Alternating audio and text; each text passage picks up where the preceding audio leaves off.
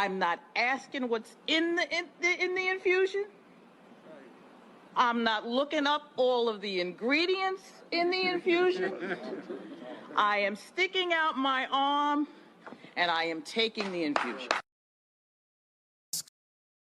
Social distancing, outdoors more than indoors, avoiding crowds, and washing hands. Or they've developed enough community immunity Right. that they're no longer having the pandemic because they have enough immunity in New York City to actually stop. I challenge that, Senator, because I'm afraid I want, please, sir, I would like to be able to do this because this happens with Senator Rand all the time. You were not listening to what the director of the CDC said, that in New York, it's about 22%. If you believe 22% is herd immunity, I believe you're alone in that. There's also the pre-existing immunity of those who have cross-reactivity, which is about a third of the public in many estimates from studies, which would actually get you to about two-thirds. I'd like to talk to you about that also, because there was a study that recently came out that pre-existing immunity to coronaviruses that are common cold do not cross-react with the COVID-19. Thank you, Senator Paul. Senator Murphy. Institutions are going to say you can't come in here unless you have the vaccine. Some jobs are going to say you can't get a job here unless you are safe and you don't put the rest of the people that work here in jeopardy unless you had the vaccine. If you want freedom and if you want social justice, take the vaccine.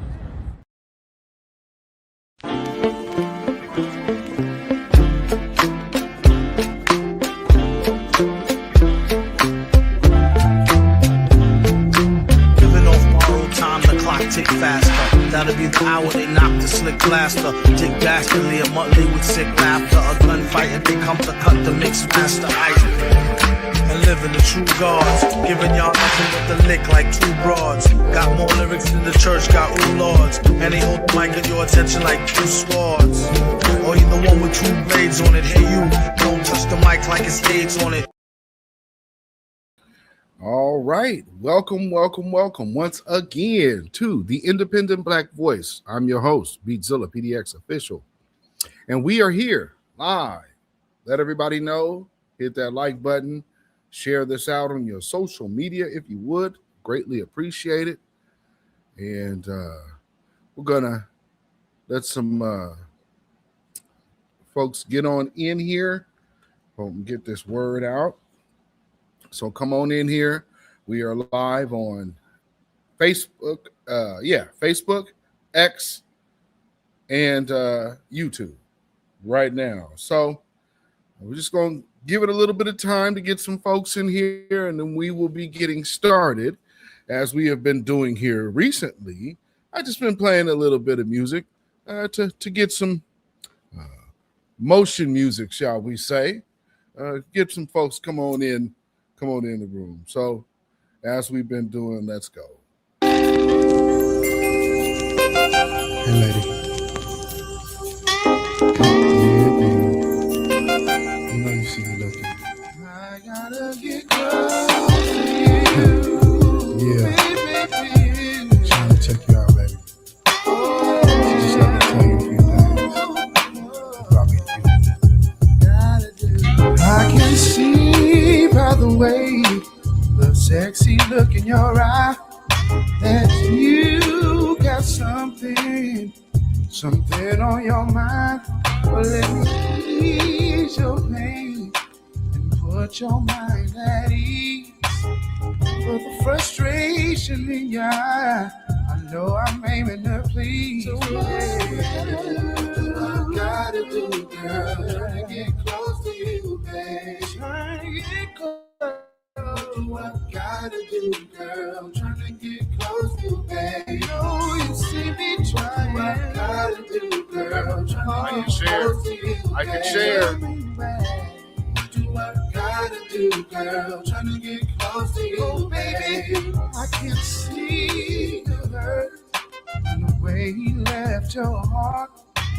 The look in your eye, you're very, very scarred.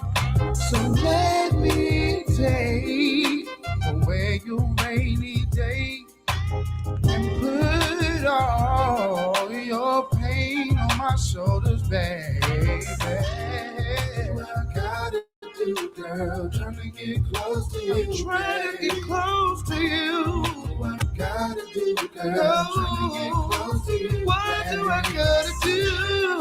What I gotta do, baby, trying to get close to you, baby. Tell me what I gotta do.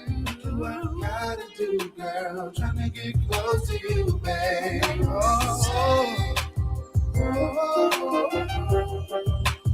Oh, we can stay.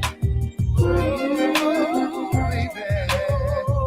I know we can stay. Oh, yeah. We can stay.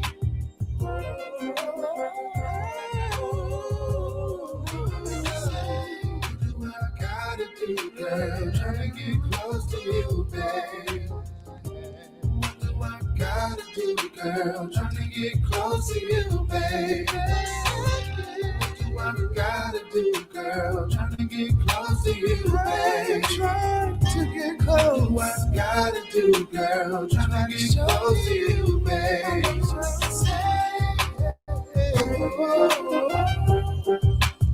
Oh, make you say, oh, my love will make you say, make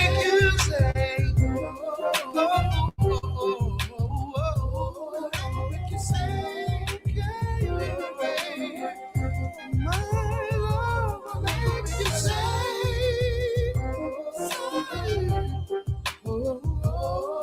make you say,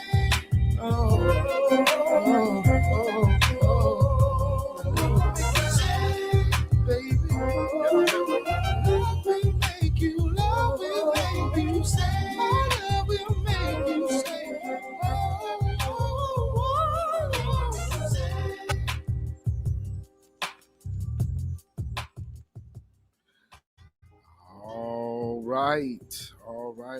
all right. Yes, indeed. So, as we proceed, it was something that I noticed here recently with this whole Anthony Fauci situation. And I didn't immediately get a chance to speak on it because, of course, I just didn't have the availability to make a video on it. But, now as things have transpired, I watched 111 cases of pleading the fifth. And I just think back to how people were vilified, their channels were taken down. They lost revenue over the pandemic.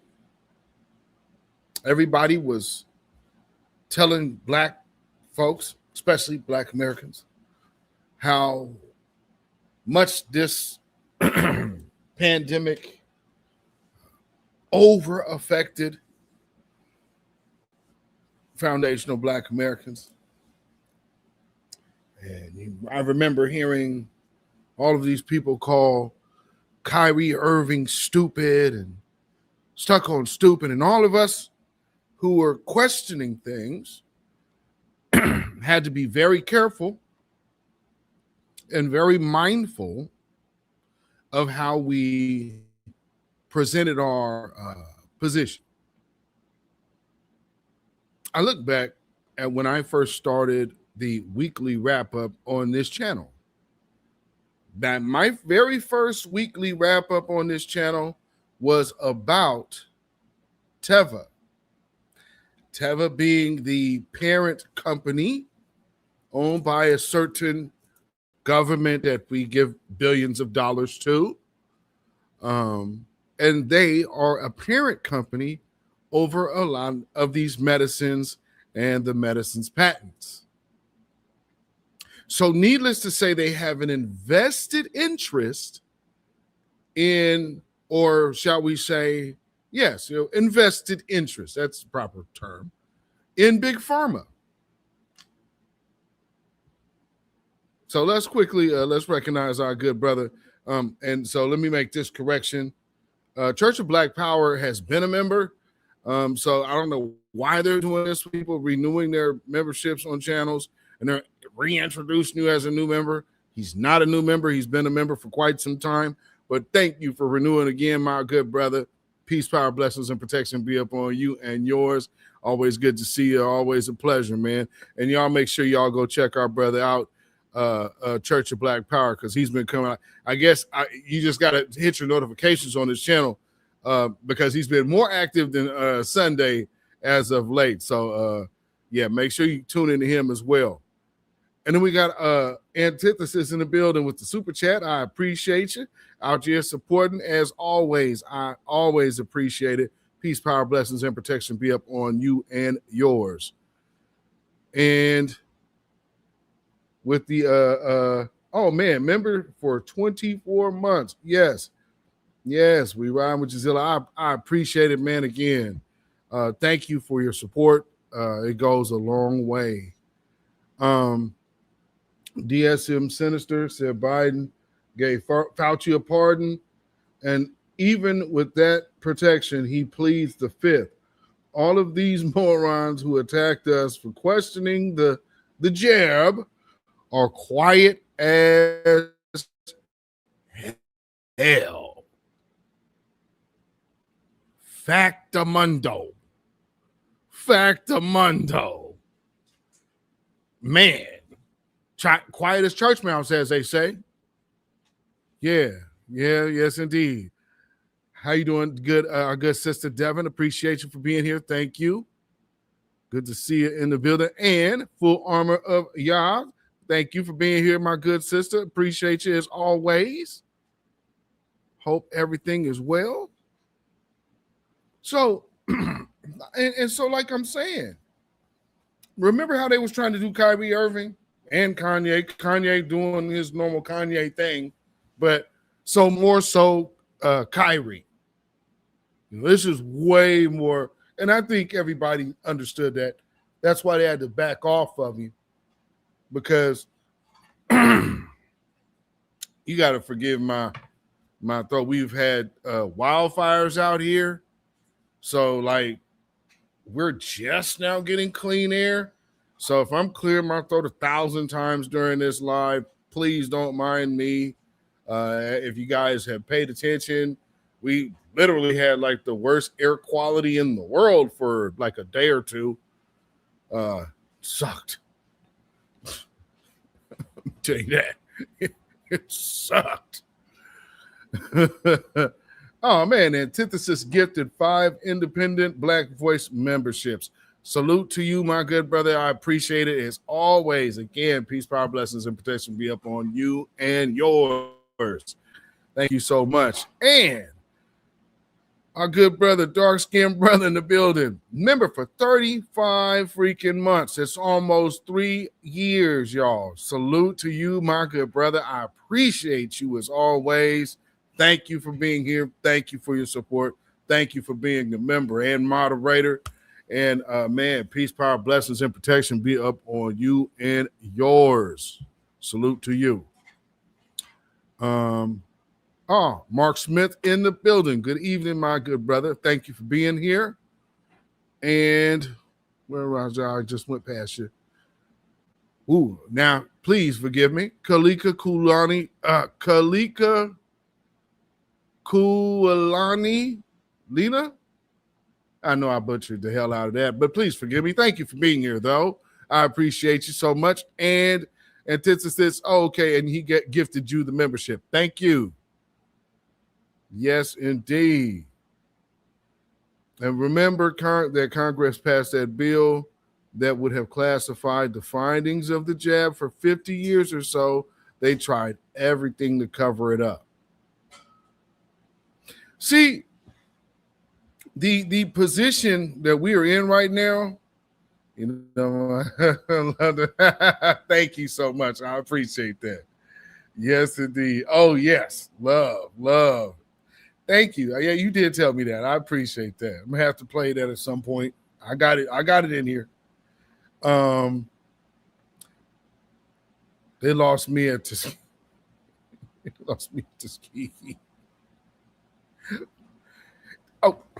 let me just, okay, common sense. Right back here. Common sense tells you what? Yeah, that's probably ain't what I want to fool with, right?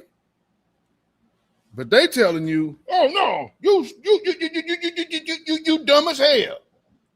You dumb as hell if you don't want to take this. You got the jab asking all them fool questions about what's in it and all of this. Oh no. You know what you need to do? You need to be. I'm not asking what's in the infusion. I'm not looking up all of the ingredients in the infusion. I am sticking out my arm and I am taking the infusion.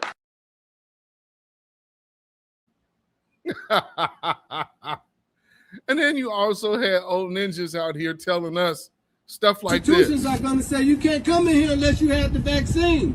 Some jobs are going to say you can't get a job here unless you are safe and you don't put the rest of the people that work here in jeopardy unless you had the vaccine. If you want freedom and if you want social justice, take the vaccine.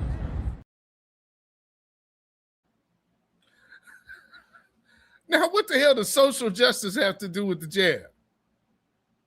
You see how you snuck that one? If you want social justice, you got to get the jab. The hell? And I'm alive and shit. You know, and back to full armor, yeah. These demons know who the mark of the beast is going to be easy to give it to you, man. You know, sheep, and said the venom was just a test for the ushering of that mark. You know, good question. Where is she now? Possibly.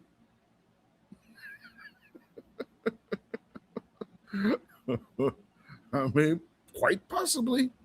There's a cold reel going on out there about the folks who was out there. Remember all them videos and then they was trying to get those struck? Our good sister Rayvon, Black Spider in the building, Seattle, Washington is here. Salute to you, my I-5 sister. Did y'all get hit by the smoke up there?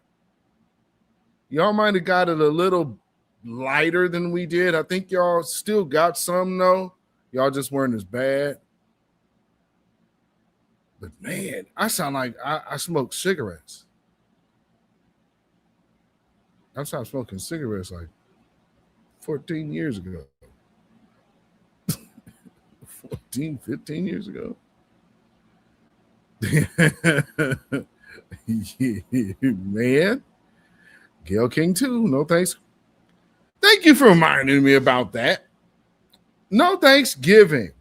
And so trying to tell people if they ain't going to go do it. And this was the first time they did that, matter of fact. So what did they say? If they don't want to get that, you need to cancel your Thanksgivings and only have it with those that you know that didn't got the stuff. Fast forward to election year. What were they telling people then? Well, they ain't going to vote for them then, and you just needed to disinvite them from the family dinner. Trying to break up family unity for a damn party or a agenda of a eugenicist. Because that's the one thing everybody seems to leave out of all of this is how closely tied Bill Gates is. And if you notice about the questions, I would advise everybody to just go if you ever have time to, because I was listening to C-SPAN, so I heard all of the I plead the fifths. That was crazy. That was absolutely crazy. And one of the questions is, were you in cahoots to get kickbacks from Big Pharma with Bill Gates? He pled the fifth. Did he petition the Biden administration to get Bill Gates more security clearance? He pled the fifth.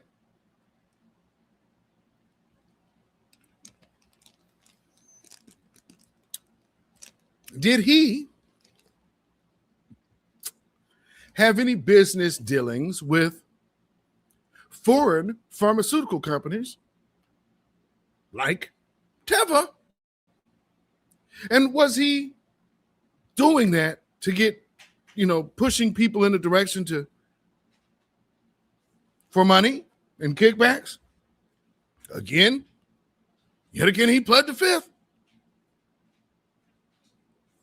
And we had folks telling us how stupid we were not to believe the science.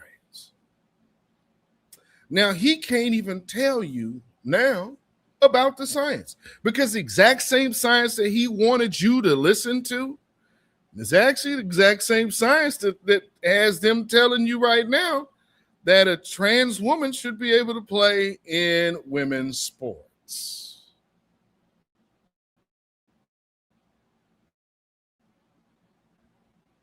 Boy, science has had a hell of a decade, hasn't it? We're not going to trust basic biology and the science behind that. No. See, because your ignorance, I just love that. I mean, seeing from behind the scenes and knowing the behind the scenes and watching everybody else adopt a theology based on bullshit. That's what kills me. My mother was down with that radical women group so many years ago. And they're a radical offshoot of the Democrats. So the Democrats back then were using them as basically a buffer to mask immigrant rights. So they were pushing this back then. This is like 96. This is, my mom's talk about that all the time.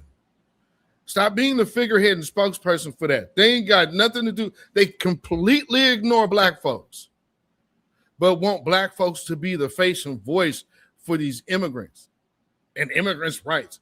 It's like, who the hell are we, Chavez? No. What are you doing? You could be more invested in your own community. And this is a funded thing. So in 1996, you know what was on their agenda? Gay marriage. Think about it. In 1996, was anybody talking about gay marriage? No. Then fast forward to who I worked for. I told people for 30 years what I was told, because they knew this was coming 30 years ago. Now, there's a lot of people around me now that be like, damn. But it took 30 years to play out. I know when I said it initially, I sounded crazy. Now you watch it manifest in real time before your face. What can you say now? It's 30 years later. But I knew for a fact that T.D. Jakes is going to be one of the first preachers to endorse gay marriage. People say, no, T.D. Jakes, no. I guarantee you, I was trying to call me up to be in that mix. See, I was on the gospel side at the time. And as you see, I'm a good speaker. And I'm a singer. You see what that's ready made for? Right at that time when you're mixing gospel artists with the conservative Christian crowd. Man, that's why there's so many, like these little trolls out here. There's nothing you can say to me, man. Tell me what I don't know. No, I know what you don't know.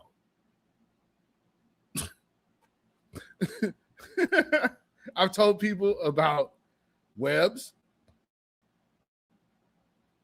And if for those who don't know, I'm the one that informed the world of where the slave ledgers were held. Because remember, they used to talk that shit all the time, bro. There's nobody that can slave ledgers. I've seen them. I know exactly where they're at. And then I watched Maxine Waters take her big wig ass, go stand in front of my former employer and demand to see the slave ledgers.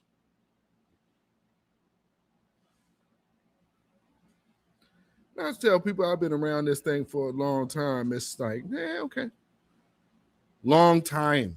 Also meaning that I've kind of probably been a target. That's why they can mess with my numbers the way they do. And every now and then I'll peek through or crack through, and then you'll actually realistically see my numbers. I should have 7,000 and alive.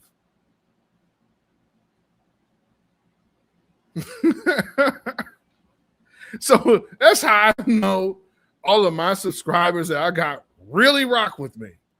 Because good grief, I done fooled with this system for so long, and I'm watching things play out for real.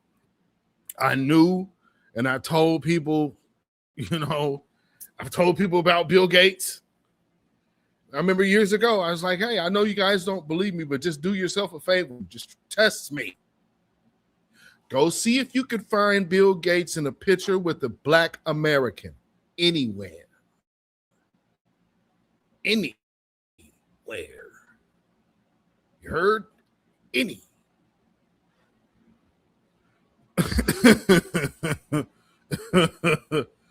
Man. And full armor, y'all, one thing that you got to know about this area up here, and Black Spider can affirm this, when it comes down to the Black community, we are in Bouleville. So all of the Black things here are all intertwined with something connected to the Boule. It's crazy. So it's real hard to get stuff moving here because there's always some one of them that's put in place to make sure things go off the hinges. Side note, let me sidebar this particular situation. This kind of conversation we used to have in the coffee shop. And from time to time, there will be randoms who will come through that want to hear this type of, or they sit back and want to just observe this type of interaction amongst us. Because I would have these type of conversations and discussions at this particular coffee shop. My cousin owned it, Black owned, She's a little more friendly leaning, shall we say, to certain kinds of folks. And I recognize that, there's this Marine who comes in from time to time. And one time he comes in with his son. And we had a very good conversation about the misunderstanding that service people have with the Black community.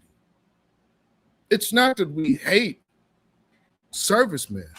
I respect the soldier to the utmost, because you know what? As a soldier, you followed orders and you held it down. That is absolutely commendable. However, I believe your boss is a demon. And that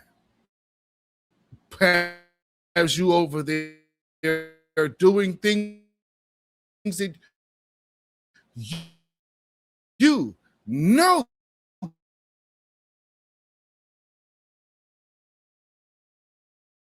the truth. That's my position. Don't let people get out here and start lying on us and be like, you guys know for the flag, you guys hate service people. No, the hell we don't. Now, Church of Black Power just said something which also brings something my mind again about this whole discussion because it comes back down to my career.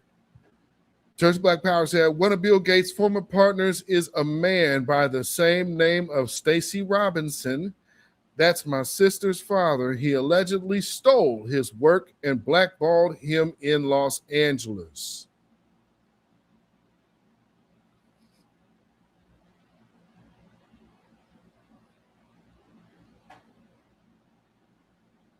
So for those who still don't believe that I actually had a conversation with Steve Jobs,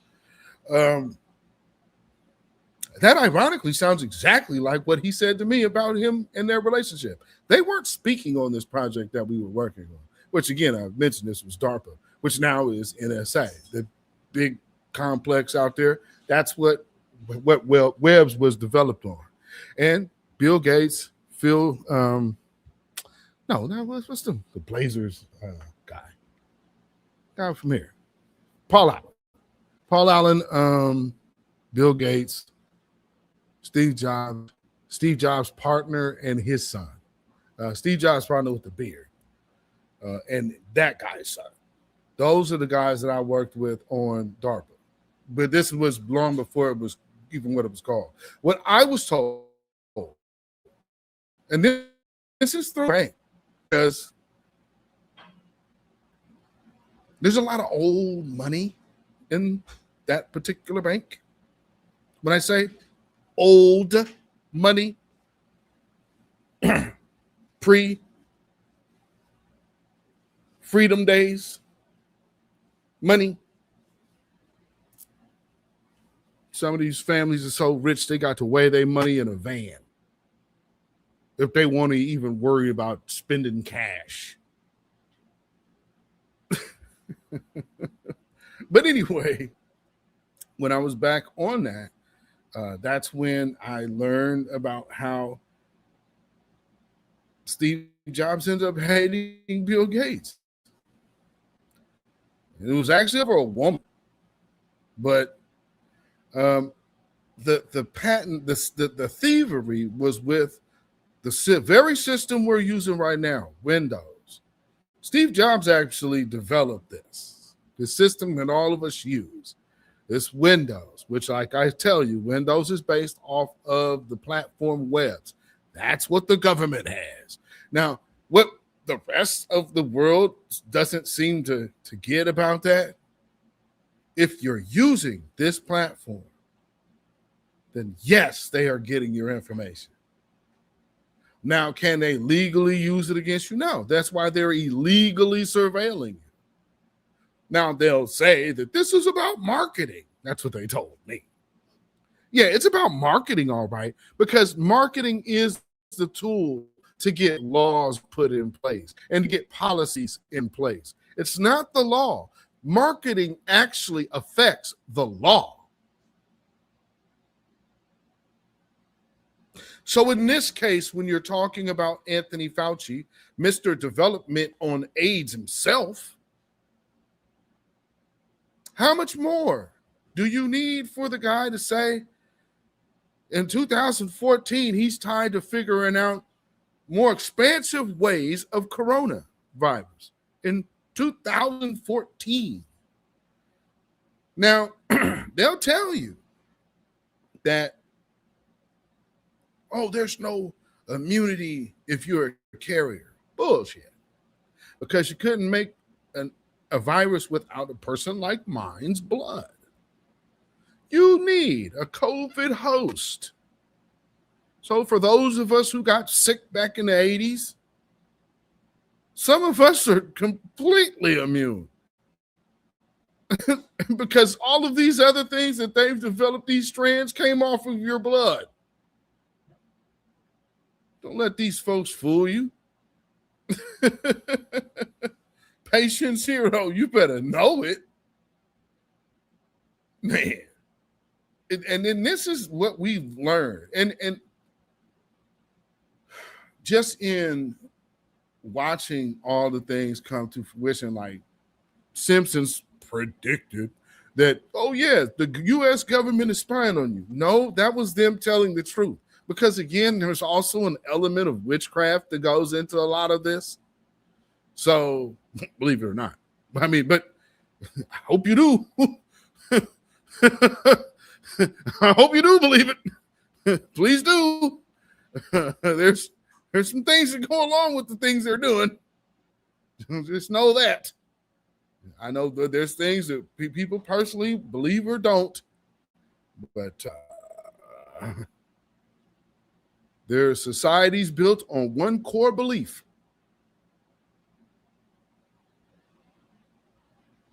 One core belief. They have one sole core belief.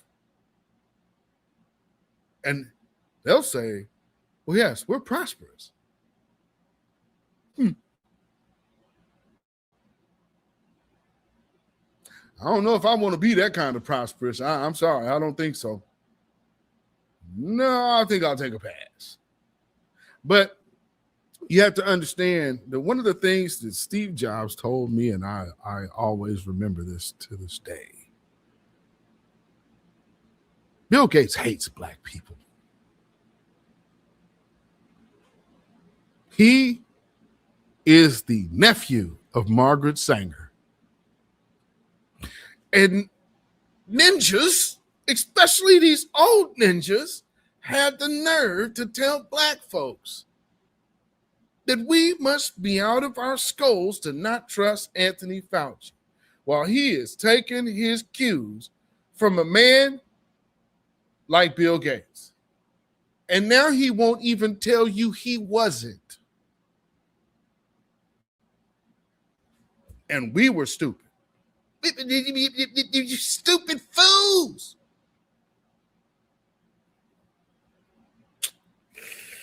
It's going to be a lot of this in this here broadcast. So, if you're like one of those haters, this is going to be a rough one for you. Just wait until we get to X, because we haven't even touched delineation yet. We're just talking about Fauci and how, going back to Democrat deception, we were so heavily monitored, demonetized. The brother Rizza Islam was put on 12's most disinformation 12. You targeted by the White House. In the same time, though, and this is how the delineation part also will come into it, what was going on at the White House and the vice president's house? Oh, events telling them that our creation is American culture. Not our culture, but everybody's. That seemed to come out of one person's mouth. But we'll get to them. Right now, we're still talking about Anthony Fauci and how everybody went into a frenzy. They were lined up like sheep at malls, getting jabs in tents, believing that we kept each other safe. Why do you think 23andMe is going out of business? What need, if they are trying to get a hold of your DNA, what need do they have of it now? So while 23andMe is selling off the patents to your DNA to another pharmaceutical company owned by the same corporation conglomerate, I would hope from my very first weekly wrap up to now, if you don't like me, at least start listening to me. I'm trying to keep you out of harm's way. Try to keep you away from danger. I mean, come on, man. You're talking about people that hate black folks. And it's not because the color of our skin. The color of our skin is a byproduct. Look at who we are as people. That great part, that greatness thing. Do you realize we're the only people in world history that ever been slaves and still came up on the land that they were slaves in? Everybody did this shit. That sucks for a tether, though, don't it? You left and fled. We're nothing like that. Well, you don't want to identify with us. We don't have to. Because, see, when we set the terms, we set the rules. That's why they're so colonized. But anyway, going back to what they were trying to do in using the fear tactic. You want to get back to normal? You want to get back to life? Then you better do this. Man, meanwhile, these people over here playing with y'all lives like like it's a game. And you got old ninjas doing this. I'm not asking what's in the infusion. I'm not looking up all of the ingredients in the infusion. I am sticking out my arm and I am taking the infusion.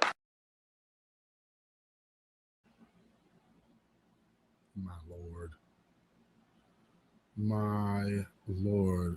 Let me get this other video in here so y'all can see it. Jeez. I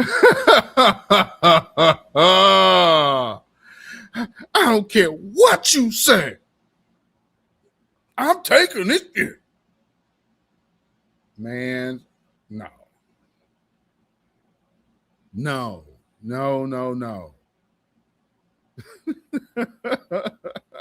I'm waiting for this other little clip to load. and just to show how diabolical these people are. These are people that you cannot trust. Ever. Never.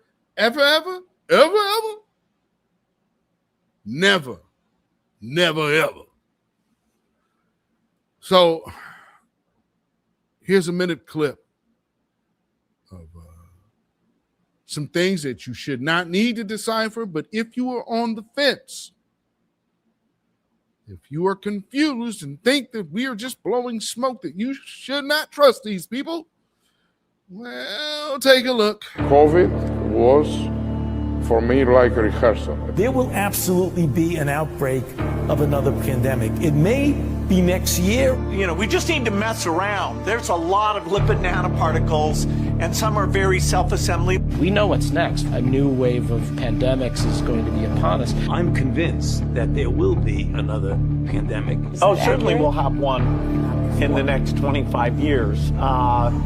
There's even some pathogens out there that we're watching over right now. And so I'd probably put bioterror, which is a really awful. We are going to see a whole new age of biological weapons. We have to grapple with that reality because that is what is coming. I can't go into all the details, but there are man-made threats that we were prepared to deal with. When the next pandemic comes knocking, and it will, we must be ready to answer decisively. We'll have to prepare for the next one. That, I'd say is will get attention this time.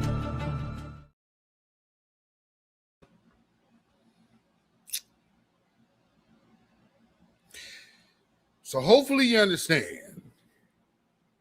Do not trust these folks. You've had Tuskegee to know, and for folks, I had to come out of that shirt. It was, it's still hot here. It was getting a little too hot here. So, but you should not trust these people, folks. I hope you understand. These people are not looking out, especially for Black Americans' interest. They don't give a crap about our health. Okay? In the whole conversation about healthcare and why people have this high exorbitant amount of health insurance and all of that, why it costs so crazy. And that story should allow you to know. They start trying to push something on Black folks, especially first. There's two things about that to know. Two. Number one, if they're using us, it's something not good for us because this government doesn't rush to do anything positive for Black America. Two, it also allows me to know what type of people they were targeting. And when you offer something like this that says this is going to save your life, for the redneck chit kicking hick that would say, I ain't gonna go take none of that, all of that junk they got. Oh, hell no. Moment when they saw ninjas getting it first, they automatically knew who would be at the front of the line. All you had to do was use the idea of Black Americans getting something first, and you can guarantee a flood. Because it's banking on people's inner racism. Now, so many people have been in denial that they didn't want to just admit that that was what happened. But I'm from the University of White Supremacy in Portland, Oregon. So let me inform you of the psyche here. No, that's just knowing you know what you know. So I want a bunch of white people to run out and go do this. Because at the end of the day, other like colonized mind people, they're going to follow what they do. The only people who are going to follow our lead is white Americans. So all you had to do is say, come on, ninjas, come get this first. That was a wrap. So you saw miles and miles of people going to get it.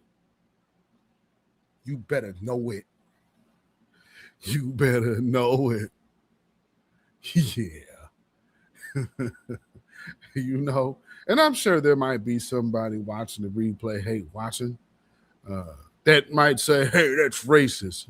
No, it's real. Because I didn't establish that. They did. Because, see, here's the one thing they do have enough observation, especially in these anti-Black racist groups. Like, if you have ever listened or heard them speak, number one, it sounds like a bunch of fellas who probably have spent majority of their adulthood around men. But when they get in public, they pose as if they're wanting women. But you listen to these guys speak.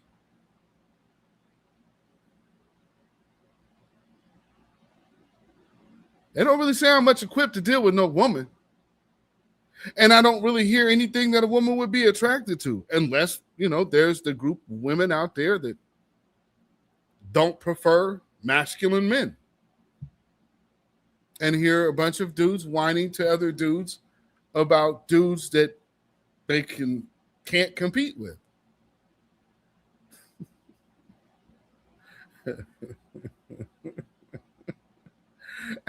That's why I get blocked by these trolls.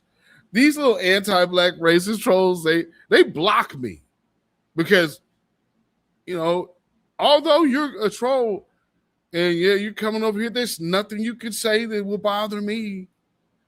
But I definitely know what to say to bother you. I hit straight to the core because I know what type it is that got you doing this. Been around this my entire life. You're not pulling no wool over my eyes. That's why you see, pay attention when I do this. I'll be very quick. Shut up, junkie. Have you ever seen any of these people say, I ain't no junkie?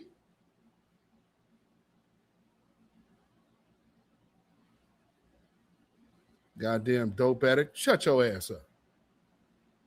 Never come out here and say, no, you not. Meth head. Shut up, pillhead. Tell me shit. I'm from Portland, Oregon, partner. You, no. No. No.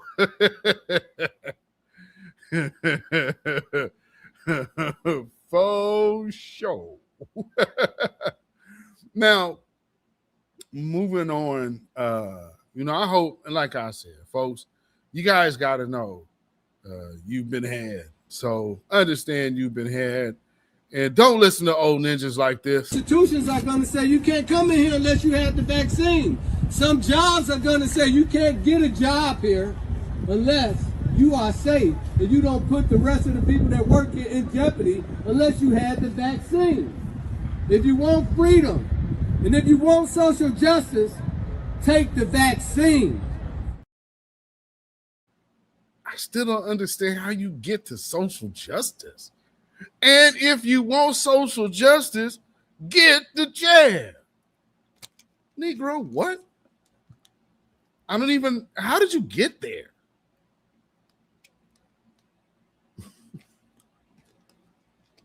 You want to get back to normal?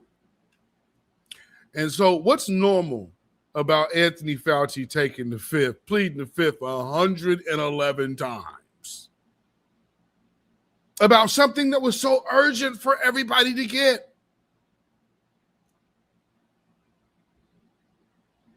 Just admit you've been played, you've been hoodwinked, you've been had.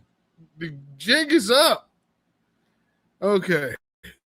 So, moving on. I got to touch on this. I haven't seen anybody hit on this yet, which I'm kind of surprised. Let me get this here. Okay, so setting this up. Kamala Harris, now, she's been popping up more and more as we're getting to midterms. And we are also heading into the 28 election. And,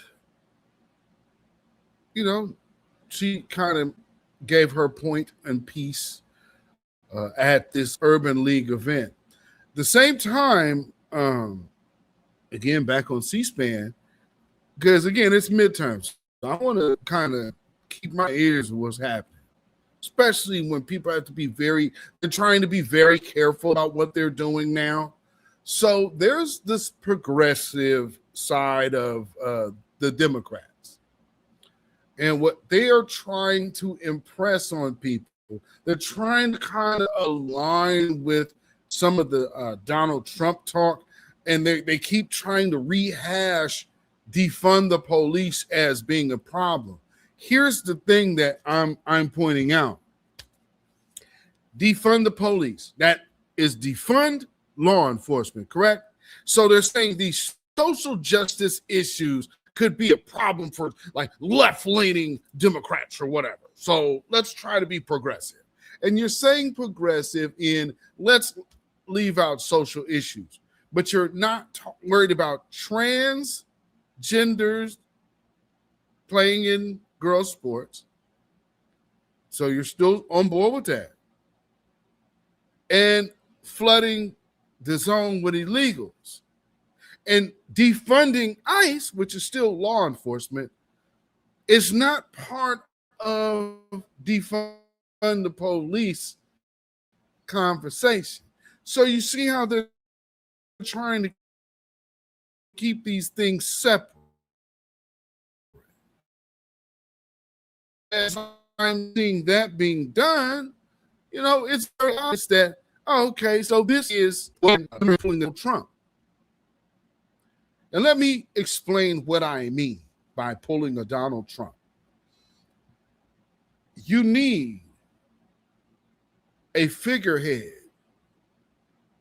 that can actually get your objectives done against your base. Because at the end of the day, the Democrats never wanted foundational Black Americans as its base. They used the energy and the voting power of Black Americans, but they never wanted to be beholden to us to say we have to do something. 70 years later,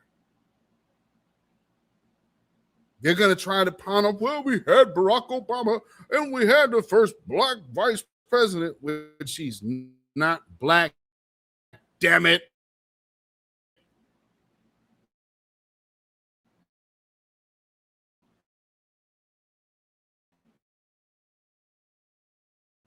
But a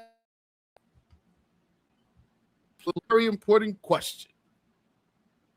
And let's watch how she answers this, and we'll give this a little critique. Man, check this out.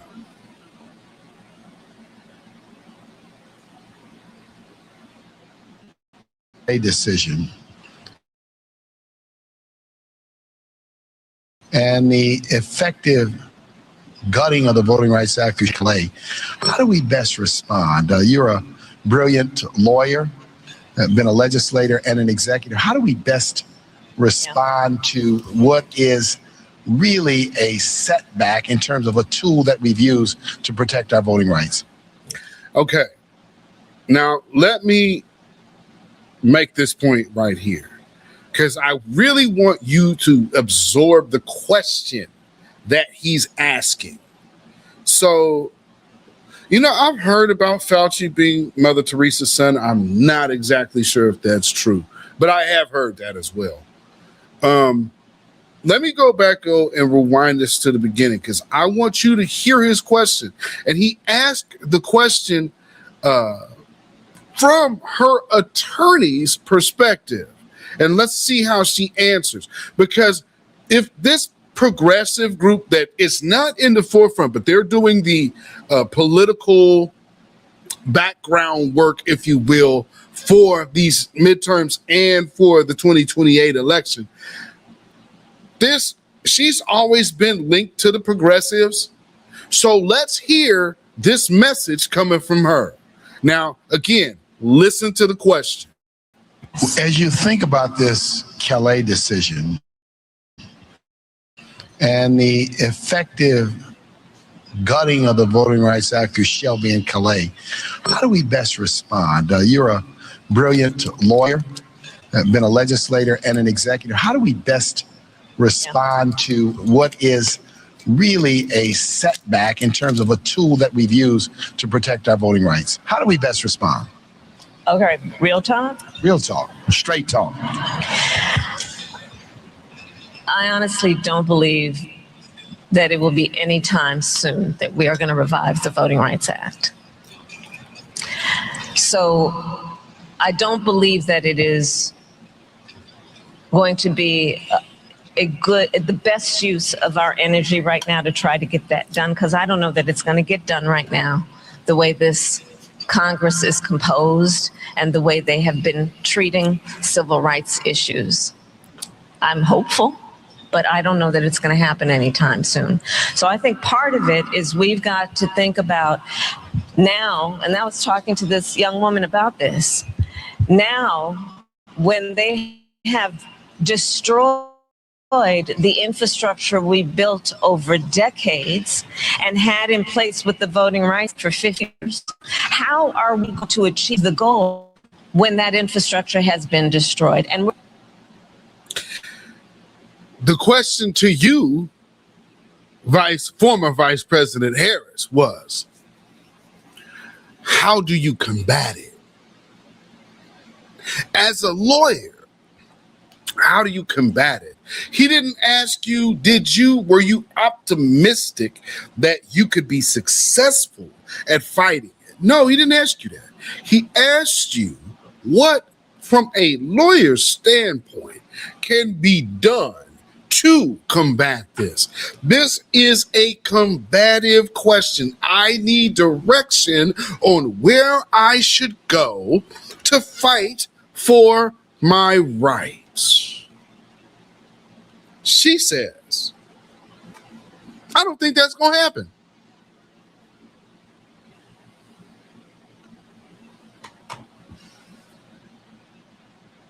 That's all you get. Yeah. You know what you should do is find a person around in your party that you like. So find a Democrat.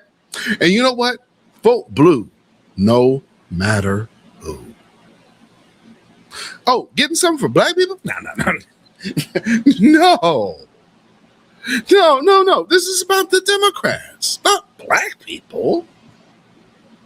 Do something for, I mean, look at this, what we have done. So what we need to do now, since they broke it, we're not going to fight it being broken. We need to just figure out how we maneuver with it being broken. But the question is, how do we fight it? And what she's just told you is, you don't. You just let them have their way and roll over. We're going to have to be creative. Part of it is these midterms are coming up, and it will make a decision about who, at least, the House, if not the Senate. So low key, but still high key, vote blue no matter who.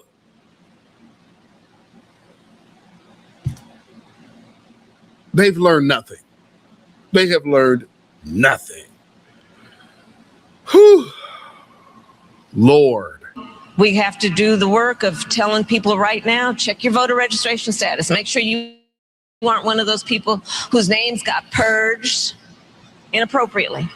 Make sure you've checked on your polling place, because they've been playing games around moving the polling place where your grandparents voted. So they wouldn't go to that elementary school down the block, they might find that polling place is closed. Registering folks to vote and having an agenda that is about turning out the vote in the greatest numbers we have ever seen, so that in light of and in this environment where they are cheating, we will be too big to rig. Too big to rig.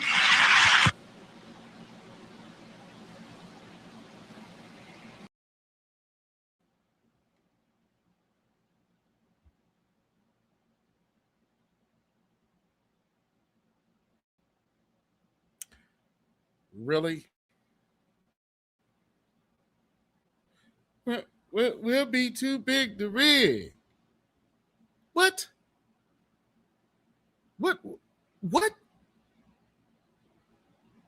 Y'all did hear the question. The question was, with what happened, what, with your field of expertise of being an attorney and all, what can we do to fight that? Vote blue no matter who. And at the same time, stop asking for black shit. Yeah, all that a black agenda talk. Yeah, no.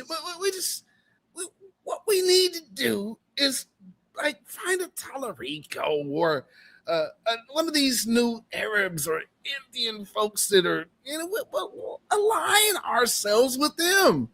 I guess like how they wanted us to align with her. And you called her black while she's not, because she's just an Indian. That's not a black American. Well, she went to an HBCU. Doesn't make her a black American. She stole a lot and got a new mansion. Oh, by the way, do you understand the DNC is still in debt? From a bad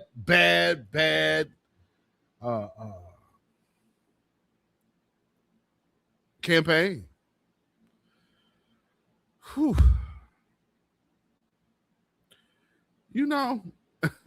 That's funny. That's one of the biggest things I wondered about back then. And then at the church I used to play for, heard this bugged out Negro say that the Lord sent Anthony Fauci, blessed us with Anthony Fauci. I damn near wanted to get up and walk out there. This nigga need to be slapped. God blessed us with Anthony Fauci. Matter of fact, Ray Vaughn, he's the jurisdiction, whatever the hell they call it, superintendent or whatever the hell he's supposed to be. They also, at the same time, when Ukraine had their thing going on, they were bringing through bumper stickers. Pray for Ukraine. While they over there kicking them Nigerians off the train. It's like, think of it. This is Nigerian Black Americans. They really can't stand us. That's another thing. These people come over here. You don't know your history. You don't know your birthday. The hell you know my history? How does that make sense? Oh, I'm going to say something to you FBAs.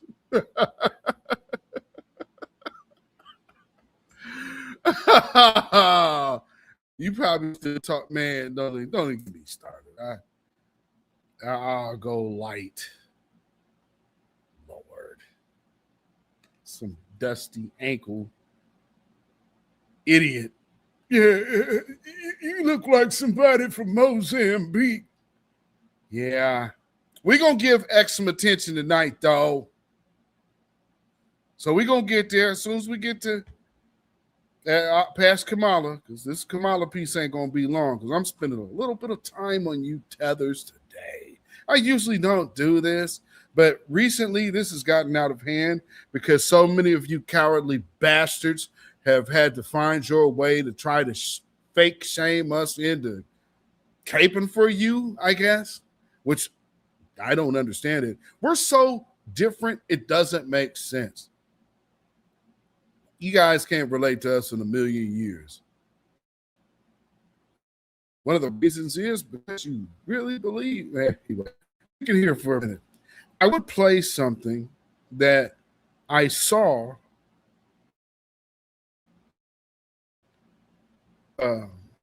pertaining to the Democrats. And what about it is clear that they're talking about us.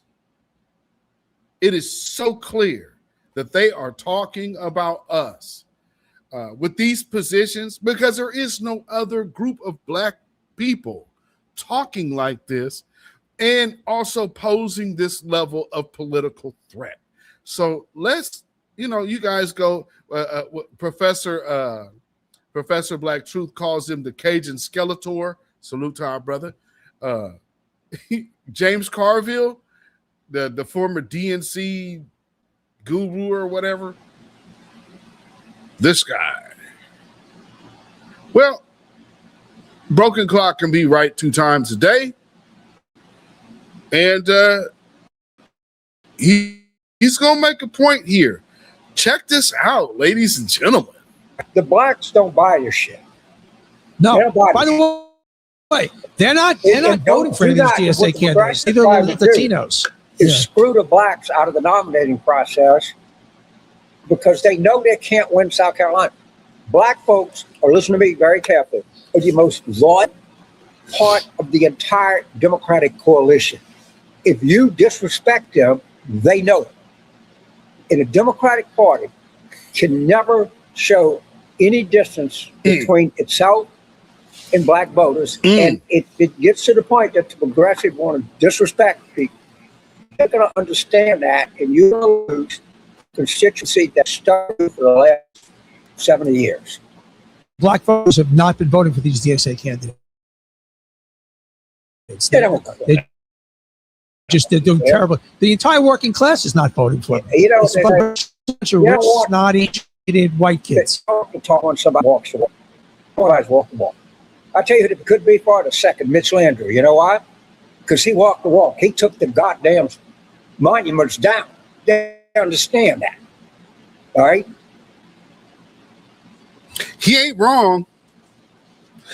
What did he, what, damn, Carville. Out of all people to say something, what is he saying right now? You're going to have to do shit for black folks.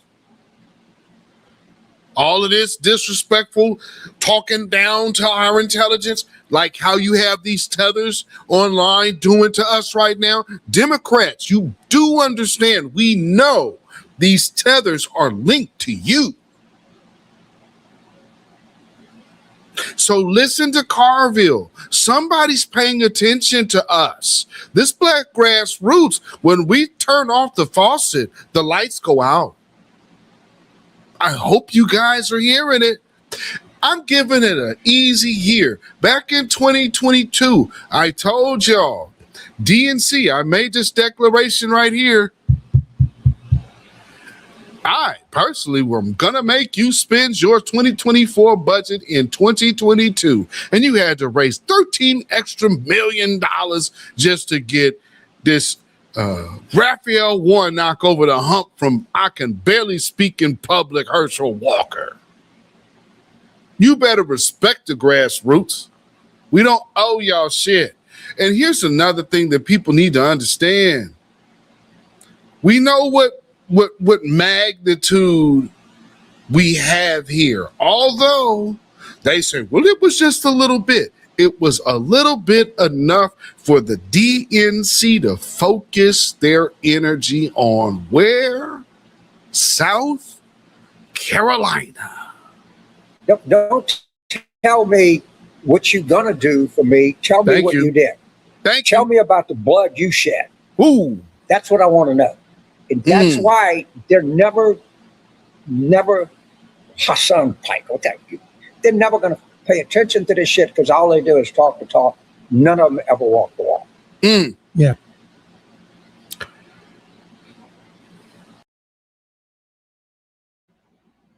Like I said, he ain't wrong. He dead on the money there. What can you say? Well, you know, he's made it could be possibly. No. He's absolutely correct. And let me see, where is this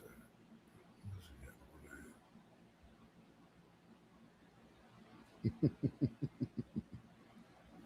You know what? I'm going to do this. I'm going to put this in here. Because for those who remember and who have been down with us for long enough, you would remember why South Carolina has become such an issue for the Democrats. And what happened? Well, there was a contingent of the black grassroots who said, hey, what about this guy in South Carolina who says he's running? You know, he's actually running for Clyburn's seat. They say that they want new blood coming into politics. Plus, this dude is actually openly gay. He kind of covers all the bases. And he is talking our message.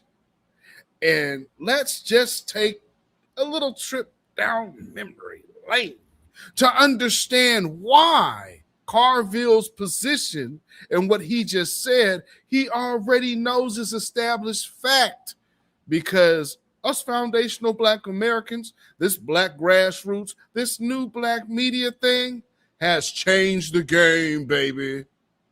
Let's take this flashback look right here. What you are looking at is a monument to Wade Hampton.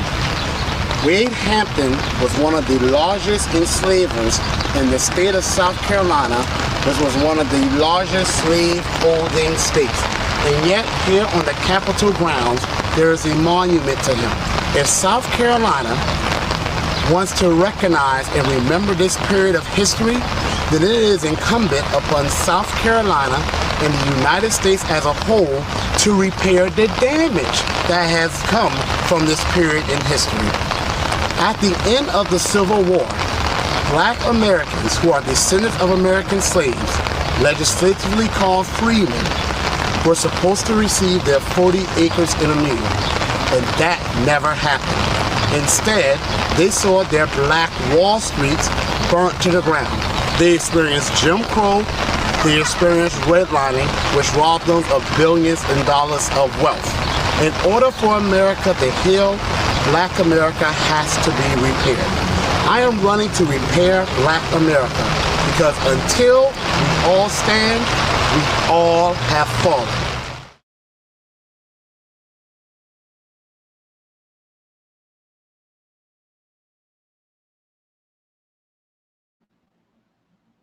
And the DNC's response to that was to send out this big weirdo, big back linebacker faced gorilla in a dress and a wig with lipstick, always consistently insulting black women by claiming it was the woman's dream or some that women envy this yuck, monstrous weirdo, which I have blocked. And it's funny, this nut actually mentioned this before to Tariq. Yes, another one of you guys. He said he'll never have me on his stage. And he's blocked me from all of his platforms. I don't know why you guys are so homophobic. Nah, because I don't mess with weirdo CIA agents. You rat bastard. TS yourself somewhere else, punk. I don't fool with just, I want to come be an infiltrator for infiltration's sake. Get your punk ass on. I don't know why y'all even entertain that dude. Where they find these people, I don't even know. Back-to-back insults all the time. Because he hated black women. Well, he hates black women. Well, he hates women. That's why he wants to impersonate y'all.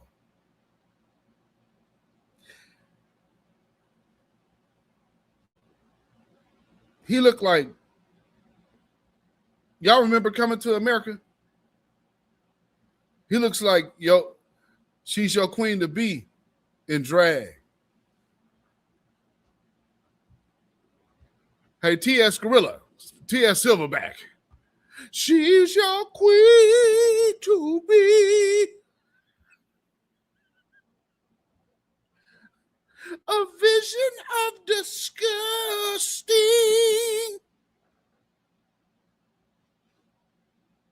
She looks like she's musty. She's really just a damn man. Probably full of infection.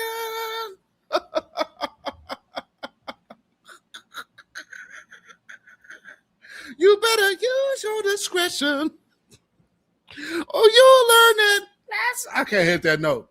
You'll learn that lesson. If she's your queen to be. Ooh, yuck. Anyway. I don't know why. FBA. Jeez. TS looked like the club scene when I said, for real though. For real though. I'm gonna tear you apart. And your friend too. Woo. Ugh. Lord. Yeah, I don't know how y'all entertain that madness. That is beyond me. I mean, you know, to each his own. But it ain't me, partner.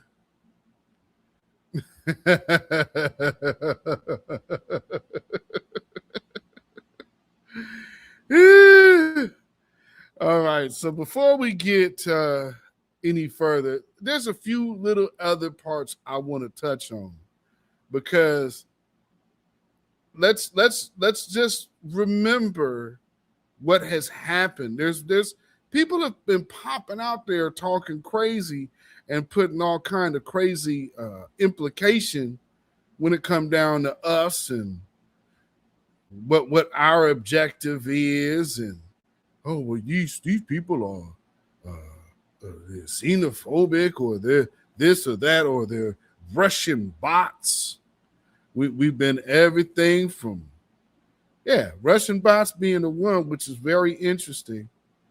Do I have that? I sure do. Let's get that in here too. So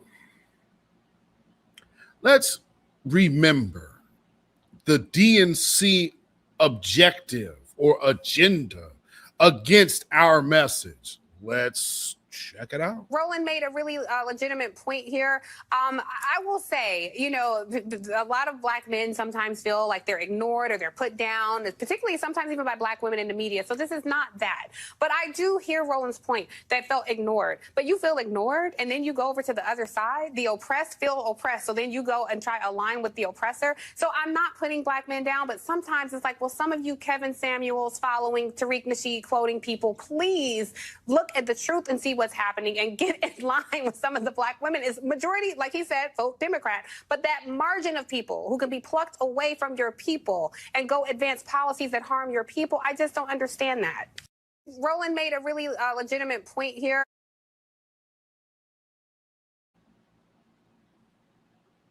And now where is she?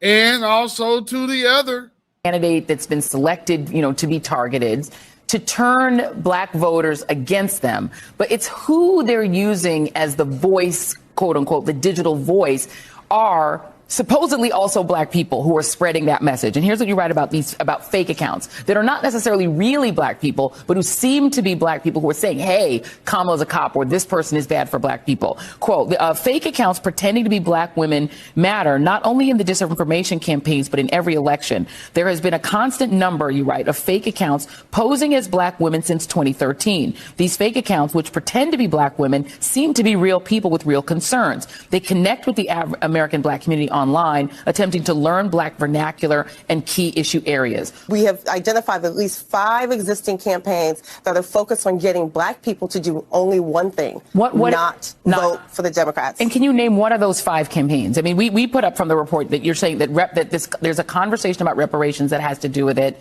There's a criminal justice conversation. Yes. There's an immigration. Go on. Mm-hmm. Mm-hmm. Reparations, immigration, reparations, immigration, and anything that has to do with the criminal justice system. So the reason that the targeting of Kamala around being a cop is important is because anything that hinges on criminal justice becomes a divisive issue. But how can people tell the difference between the real, genuine thing of Black Lives Matter and the ones that are just designed to make you not vote? How do you even tell? So you can tell right away by the language that they use most of the time. But if you see anyone who says basically tangibles or you're not getting our vote without us getting something back, you should start to pause and take a better look at what they're saying. Better look at those accounts and seeing what they're saying. And now the tune has changed. And Carville's telling you, you can't keep doing that. So in the realm of disrespect, I just gave some examples of such said disrespect. Another one would be Barack Obama trying to shame people to vote for Kamala Harris. Well, first for Hillary Clinton, but second, you know,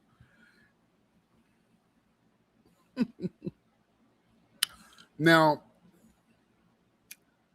I saw this on X, and I looked at this as all interconnected. And so I'm going to play this next clip. It's like 2 minutes. But it makes a very great point to what we are seeing right now. We have saw a absolute push by the DNC to erase Black American creations and, you know, try to make it universal and try to turn our culture into some everybody and everybody's part. No, it ain't. And so now we are having a hard line against delineation. and an administration is in office that definitely sees us different than these tethers.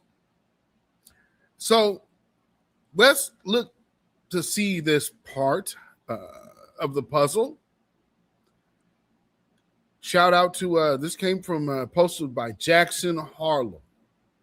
So check this out. This is I found this very interesting. Months now, we've been investigating this network of trolls targeting African Americans, and now we've actually come here to Ghana to try to get the full story. In the run-up to our journey, we had discovered that all of the accounts were connected to an NGO called Eliminating Barriers for the Liberation of Africa, known as EBLA or EBLA. Looking at the website, it was clear something was off. Parts of it still had dummy text. It was impossible to make an actual donation. And most mysteriously, one of the photographs had a Russian file name. Though the group claimed to be focused on issues like poverty in Ghana, its employees posted almost exclusively about the U.S. Some used incendiary language. America's descent into a fascist police state continues. Someone needs to take that senator out. Often they posted on real U.S. groups, an attempt to gain legitimacy and build an audience. Many even implied they were in America. We all are sick and tired of the violence that's taking place in our communities. In reality, they were here, in a nondescript house on the outskirts of Ghana's capital.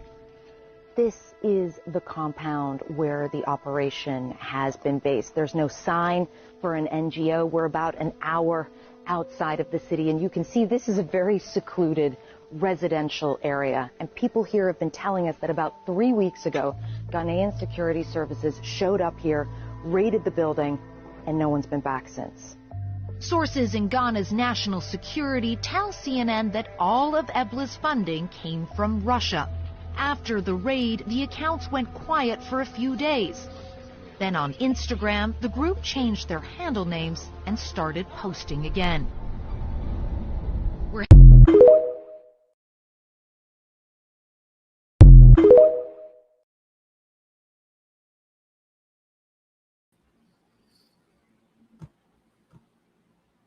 That's interesting, isn't it? That there would be groups enlisted from other countries, foreign governments, to target us. What are the odds? Huh. Now,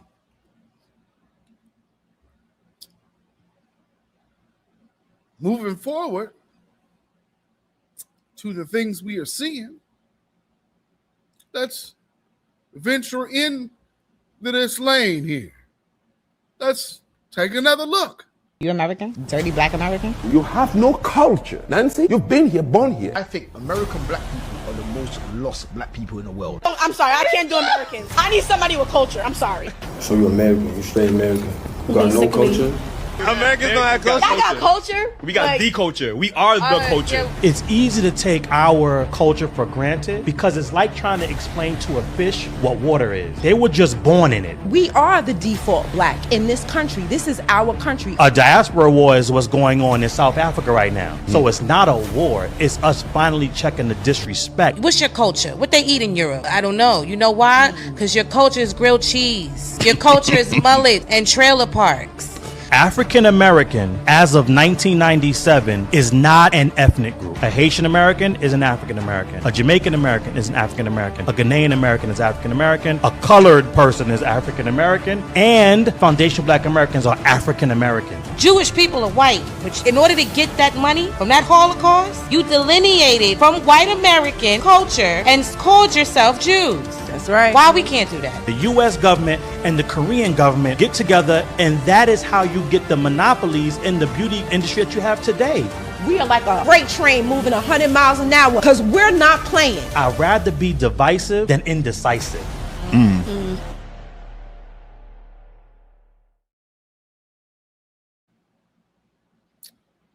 Okay, it's interesting. Now, let's take a look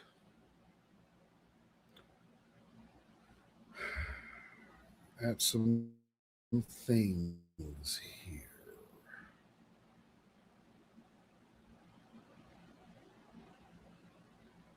There we go.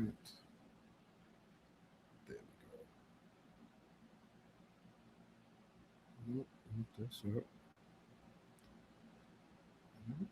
Let me.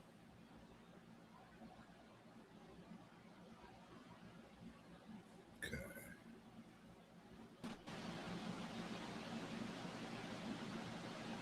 So, we're going to take a look at some of these individuals who always have so much to say about us. Matter of fact, we're going to do it like that. Let's get you over here. Let's go. The dichotomy is kind of different when it comes to Jamaica, because like in North America, Canada, or USA, you guys are kind of have to do with a black and white thing, and you don't know where your ancestry come from. I get where you're coming from on that. Culture is based on like it's like culture. Mm-hmm. Here is like hip hop music and whatever. Hip hop music black culture comes from hip hop. That has got to be one of the dumbest things I've heard. And this is when ignorance gets a microphone. And for some reason, these people sit up and just talk about us nonstop. Isn't it crazy? We're not doing this about them. We're not having forums on them. We are trying to figure out, why is our delineation such a problem for you outsiders? Stay outside. Black culture, quote unquote. We have a country. Granted, it's run by some fucked up people, but we cultivated that thing ever since we came off the boat. Being an American citizen that's undeportable doesn't register to these people as having a country. They really believe that this isn't also our country. And we mixed with the people who are there, the Arawaks, the Tainos. We cultivated a culture that came from an African ancestry, mixed with the Tainos, the Arawaks, and all that stuff, and we created this Jamaican culture.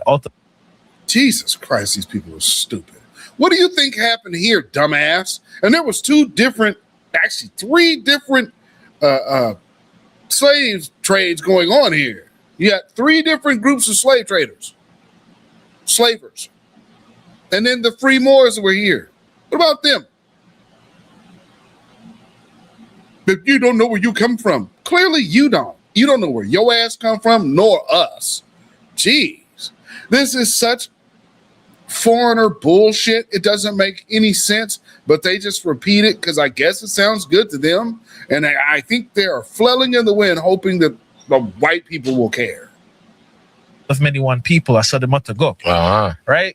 So when Jamaicans that you speak to out there that say, yo, I'm not African, they're not saying literally, yo, my ancestry is not African. They're saying the culture that I grew up on, cultivated on, I get that. Is so far distant removed because of the atrocities that the colonizers did.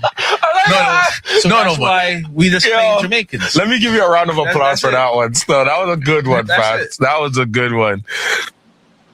No, it was stupid. Because how did he really make a point? All he did was refer to where his people were slaves at. What the hell does that got to do with anything? Lord. Okay. Let's see this other numbskull. Oh, first off, let me go here. Let's take a look, because these people love attention. So people like this guy here, descendant of enslaved Africans. This dirtbag here spends all of his time posting about foundational Black Americans while calling Black Americans xenophobic. So let's just take a look at his page and see if he actually fights white supremacy. Because a lot of things that these scumbags say is, oh, well, these guys, they're using white supremacist talking points. So let's see if he goes at white supremacy. Let's just take a look at his page. Let's go here. Let's see if he's talking about descendant of enslaved Africans. Okay, let's see here. Fulanis are not of the Negro race. Oh, so he wants to point out something there. Okay. The Jamaican parade in Brooklyn is lit. Oh, here's a post he made. Let's see, what's this about? Don't get you down from South Carolina back to West Africa. So this is my DNA results. And as you can see, I am 98% African. God damn you dumb. And what ancient DNA did they compare you to, idiot? Jesus Christ. Anyway, let's see more. Oh, kind of price. So he's posted this. Here's him now going at, Tariq. Let's keep going. Oh, FBA is debunked. Just keep going. The Latinos and Asians are against reparations for blacks, but FBA is attacking Africans and Caribbeans. Hey, you dirtbag. I hope you know. I hope somebody tags your bitch ass in this. You see? Because I hate you people with a passion. I can't stand fuck niggas like you. But since I'm so, not knowing what is going on and where I'm coming from and not knowing that people are this or that, let's just take a look at your bitch ass. So here's you consistently going at FBA, not mentioning anything against white racist supremacy out here at all. But you have a whole lot of smoke for other black folks. Fuck nigga. Oh, let's keep going. Here's him reposting Afrobeat was influenced by Black American music and West African sound, especially Nigerian sounds. Afrobeats isn't feel genre, but Afrobeat. Okay, whatever. Here's him posting more shit from Africa that we're not. So old bitty, he claims to be like, oh, I'm from here, and all he does is have this infatuation with a place your hoe ass ain't at. Punk ass nigga. Anyway, not to mention that's AI, so the shit ain't even real. So he has fantasies of Africa. What a douchebag loser. Like I said, I'll just do you a favor because, people like you get confused about person giving a shit about what you say. I don't. Like I already said, I can't stand punk ass niggas like you. So what I'm doing is for the family just to show. And rest assured that when they see bitches like you, they can just block you because this is all you're doing. And to say that this is not white supremacy, oh, really? Where's the unity for black folks in any post you're making or reposting? Oh, let's keep going now. Goddamn hypocrites. I can't stand these dudes, I'm telling you. Anyway, we are African, and we happen to be in America. Malcolm X. That's the best he could do. FBA called biracial people black, but claim Africans and Caribbeans aren't black. FBA is a cult. If a person is biracial with a black parent, of course they would be a black American because their parent is a black American. An African or a Caribbean would not be a black American. That's basic common sense. But see, descent of African and slave is just descent into stupidity. Because this is all you say. And you put laughing emojis like it was funny. Although only one person commented and two liked it. Nobody gives a shit about what you're talking about. I just want you to know what I told you earlier. And I'll get to your buddy later because I'm going to touch all of you guys today. Pause. Nike, Puma, Adidas has made trillions of dollars of the black Americans. When are we blacks going to stop patronizing them?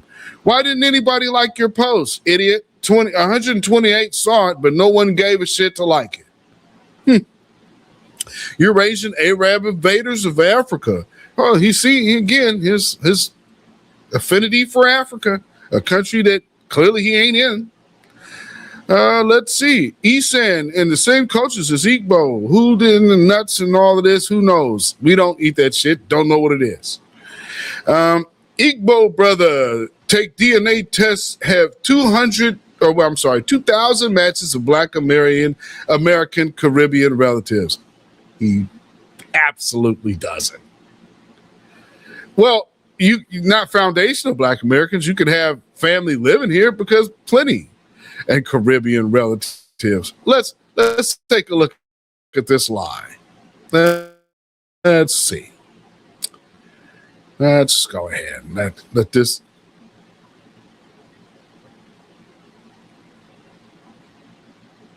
Nigga, you really gonna sit up here and say that you have cousins like us in America? Really? Let's hear. What I'm about to show you is the reason why I am advocating for more provisions to be made for more continental Africans to take DNA tests. My DNA test result on ancestry. Coming over here to the matches section, you can see I have 2,466 DNA matches. And these people are third cousins for over the state. Let me explain how it actually works. You guys remember when those were flooding these places? So where are the two places that they were complaining that immigrants were at? In the Caribbean, especially the Caribbean that were attached to Britain and the Caribbean islands attached to America. And they both were trying to get people out of there and trying to kick them Africans out, and they were sending them to Haiti. So he gonna have the nerve to sit up here and try that. Why have it have the screen blacked out? You really believe this? Show the names of your cousins then. Over 2,000. No, you don't. No, the hell you don't. And not to mention, those aren't DNA results. Those are regional based results. Miss me. More than 2,000 DNA matches. Cousins, most of them in the United States, African Americans. What this means is because of me, lots of these people who are willing to connect with their African ancestry will be able to determine what ethnicity they're from or what family they are from because of my DNA. Now imagine if... Nigga, do you know when your birthday is, bro? No. So come on, get off it. So somehow we're gonna get to our ancient ties through you.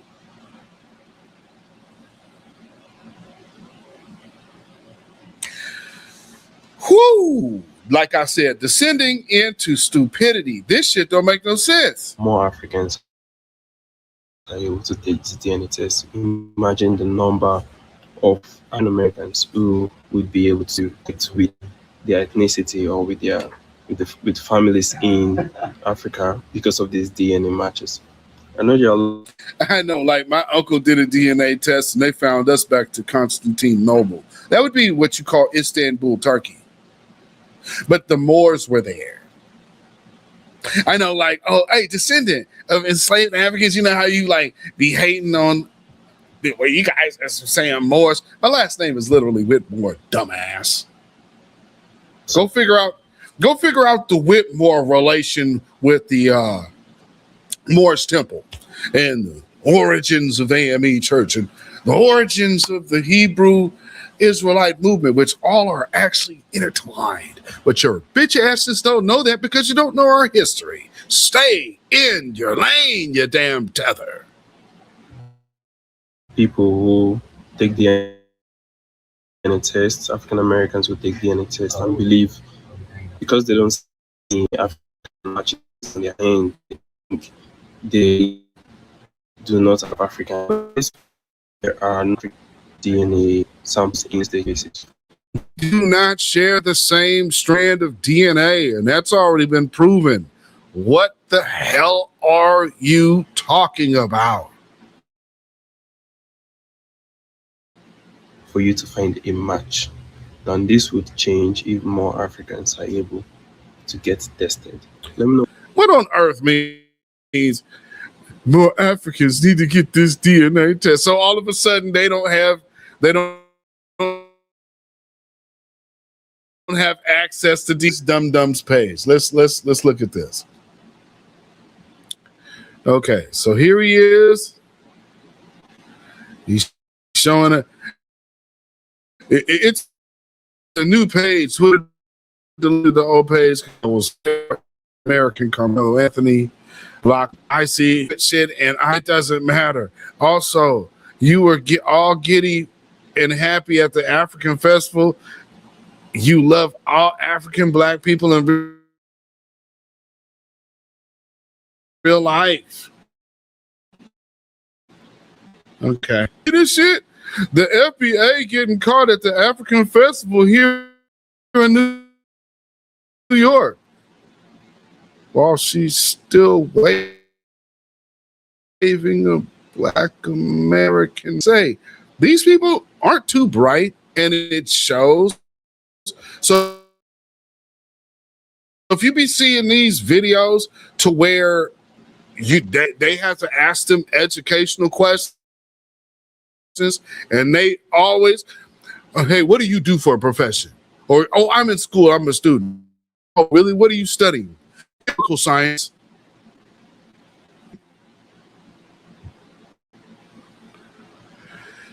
Let's keep going.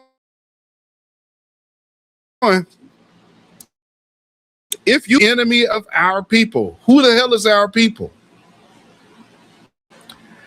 The FBA created as a direct counter to us black Americans educating ourselves about anthropological truth. What the hell are you talking about?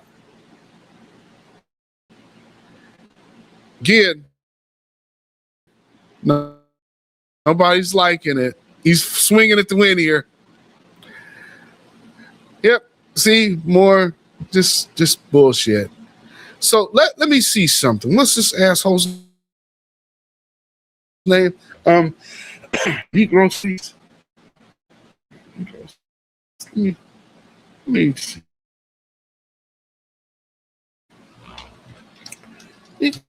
Negro studies. And right, so get that S out there for you, buddy, so I can give you a proper one. Let's see if you need to stop and understand left market communists will not stop.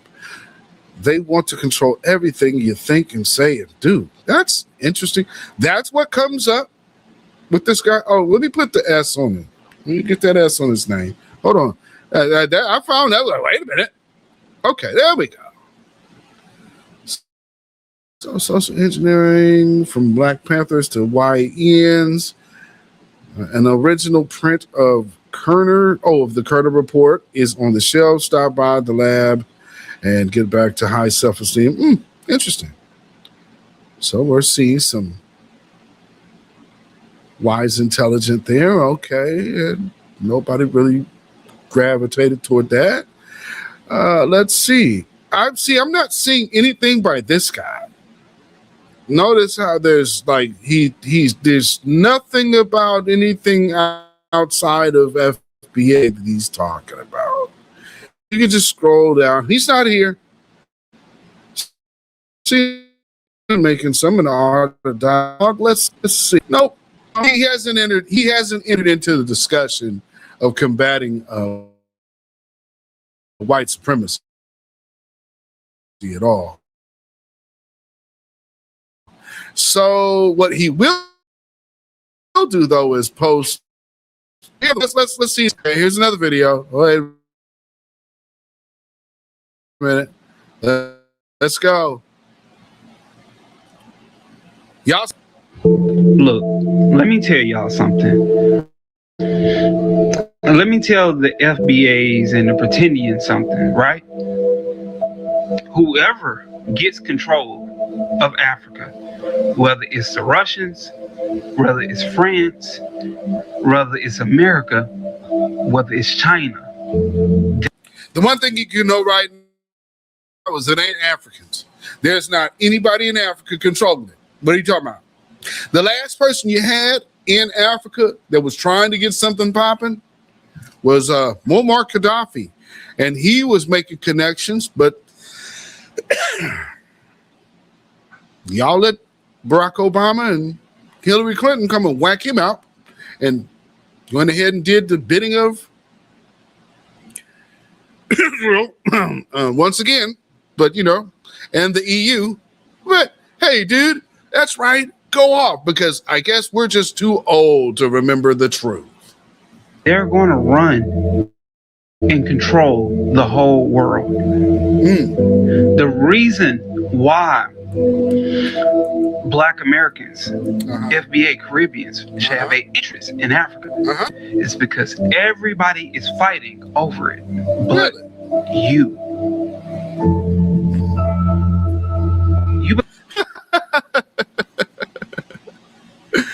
You know what's funny about that statement? Only person I see or people I see being made the most important thing to be fought over is us. That's amazing you say that. It's Africa. No, bitch ass. It's the person you're talking about right now. Us. All of us in this chat. That's who you're referring to, right? You're talking to us foundational Black Americans. So what now? See, these people have this weird projection. That's why I just wanted to go ahead and go through this dumb shit real time, because it really is irritating. And after this, I'm personally going and blocking all of these assholes. I'm just going through this so you guys can see it. They are not worth the time, and they have nothing of value. And maybe one day they'll go ahead and decipher to do something about that. Wake up. Whoever controls Africa is going to control you and your children in America for the next 500 years. Wake the fuck up. Look, let me.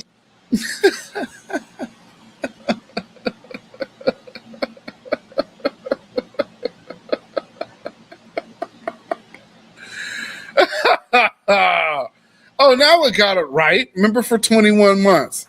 Yeah, there it is. Salute to our good brother. We're not fighting over it because we're not interested in Africa. So neither is the rest of the world. And your statements, and that's your real problem. You know, that's a fact, brother. That they can't stand not being the main character. And they came here looking down on us so tough that they don't know what to do with themselves. They do not know what to do with themselves. Here we go. Here's more of this ass. And this is back on the U.S. government have all methods of need to reach the seed FBA term that he trademark owns. Trademark owns. See, that's the pocket watch and tethers type shit. But also, it also alludes to a just following me. There's another particular group of individuals out there that have a problem with the Black grassroots because we don't champion their causes. Have you noticed something? There's a way that all of these individuals lean. Just saying, if you're paying attention, you're paying attention. YouTube, Tariq Nasheed is on TikTok right now, lying. Go to his live and debunk him with evidence. So is that why you keep putting up African pictures that are AI generated?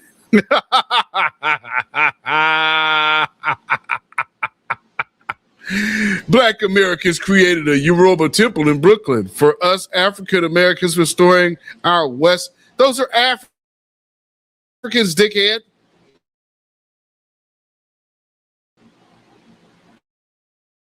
No, those are just Africans in America. They didn't kind of tether. See, that right there is evidence of you actively trying to tether yourself to us. No, sir. This is not Black Americans. Okay, so that's enough of this ass. So let's get there. Let me take you to his replies just to show you what he's responding to. Let's see.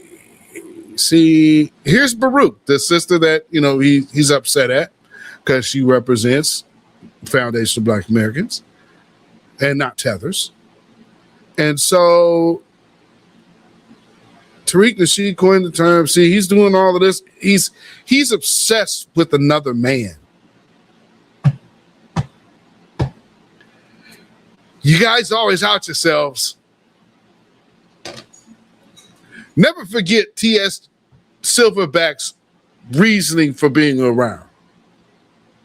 They've been trying to find a way to enter themselves into this conversation and center their agenda, because that other thing that they're trying to do right now has no energy from the Black community. They're trying to use the WNBA to do it, and that's failing as well. So there's only one thing out here that can make something move. Let's keep going. Yeah, let's go into Octagon. You're a grown man, so why is that a problem? What gym you want to meet at? Okay, so he was talking crazy to somebody over here. What gym you want to meet at? The Latinos. So this is a repeated post, but this is okay. So this is Tether ass. They got him good. Okay, tunes, no evidence. Damn, y'all FBAs are embarrassing on an academic stage, and you look spooky in this pic. And he's calling them ages, but look at what he's doing. He said, we could meet at the MMA Brooklyn. Oh, okay. Yeah, which one? Let me see. I want to know. Can we go to? What's your nearest gym? Put the location in, bitch.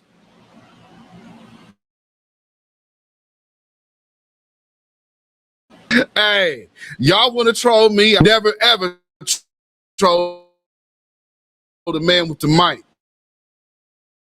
Learn that lesson. All right, we're going to continue on because I got some more of these assholes. This guy here, here's another piece of shit. Voices of our ancestors. He's not a voice of anyone. He's a voice of suckers. This is another moist, pocket watching player hater because you know this guy's here still dealing with his own childhood trauma, whatever that would be. African time. No one is hating on that. Watch the video, man. Let's see. It's not called. Things Willen Avenue to African Town.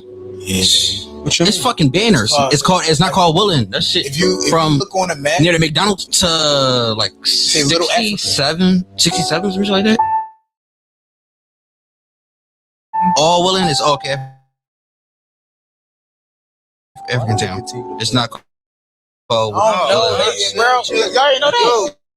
Yeah, they just put up the sign like look on.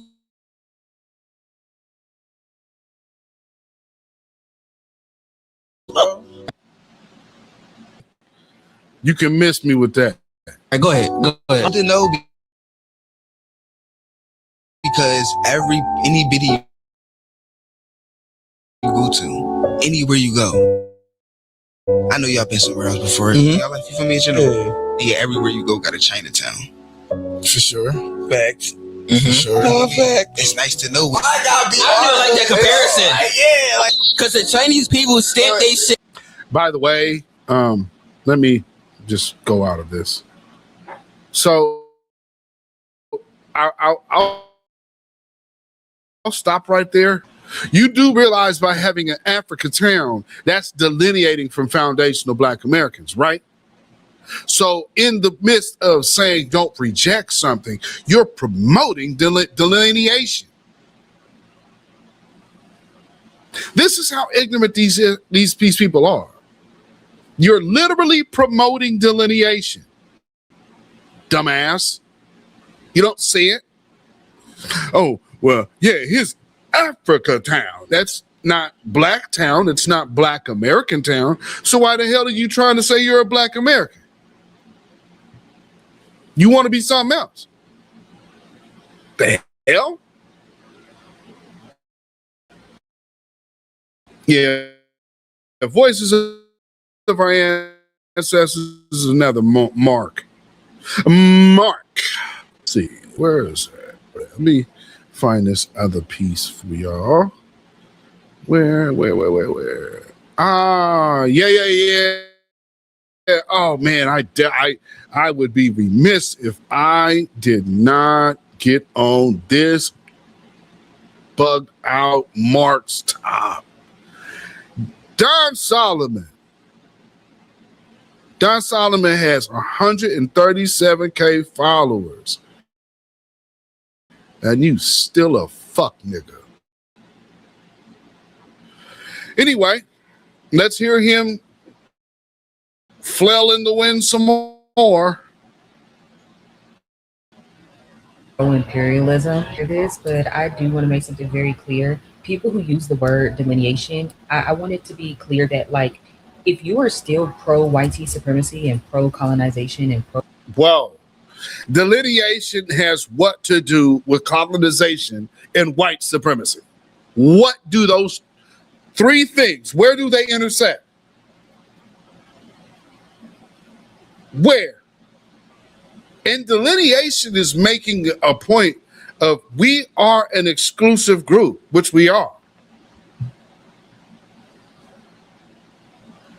Where's the white supremacy in identifying your own group? What are you talking about? See, these people get out here and they repeat these lies, and it starts making sense in their circles, I guess.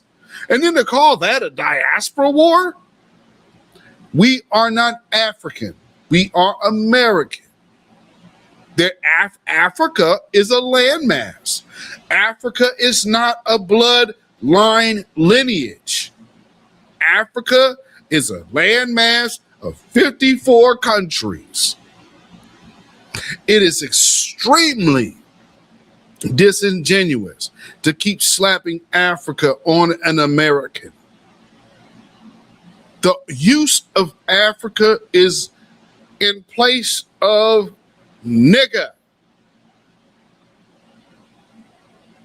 But you tethers are too goddamn dumb of our history to even know that.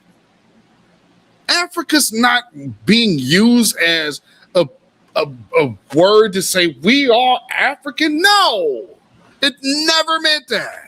It's used in the place of the word nigga. And you mean to tell me that no one taught you that coming to America? You have no idea about our history. All of y'all damn tethers need to shut your mouths. You need to go learn real Black history from Black scholars. Go pick you up a Black scholar book. Go look at the lectures. Go get some actual Black knowledge in you. Then come back to us and talk. But with this little colonized mind that centers around white people being God, you all got to get the fuck on with that. Fascism and pro-imperialism, you delineating from other Black folks is literally just an admittance and a submission into white supremacy. It is not. Your blackness does not automatically mean that you are inherently anti-white supremacy. So the only thing, our blackness doesn't mean we are just inherently related to you. The hell? out of all the things you can be delineating from is another black person, we know what you are. God damn, that's just stupid. Every time I hear it, then when you try to be smart and you try to present yourself in some kind of like, I'm gonna talk down to these Negroes. Yeah, go on with that shit. Ain't nobody buying your nonsense. I mean, what are you talking about? No. Because they never ever explain what part of white supremacy are we representing. You'll never hear them make this connection. I'm one that can tell you how to get white folks to go get a jab. These people can't tell you nothing about them folks other than they idolize them. I mean, they cannot talk to us without bringing them folks up. When it's the white man, that must be something with the white man. And the white man taught you that.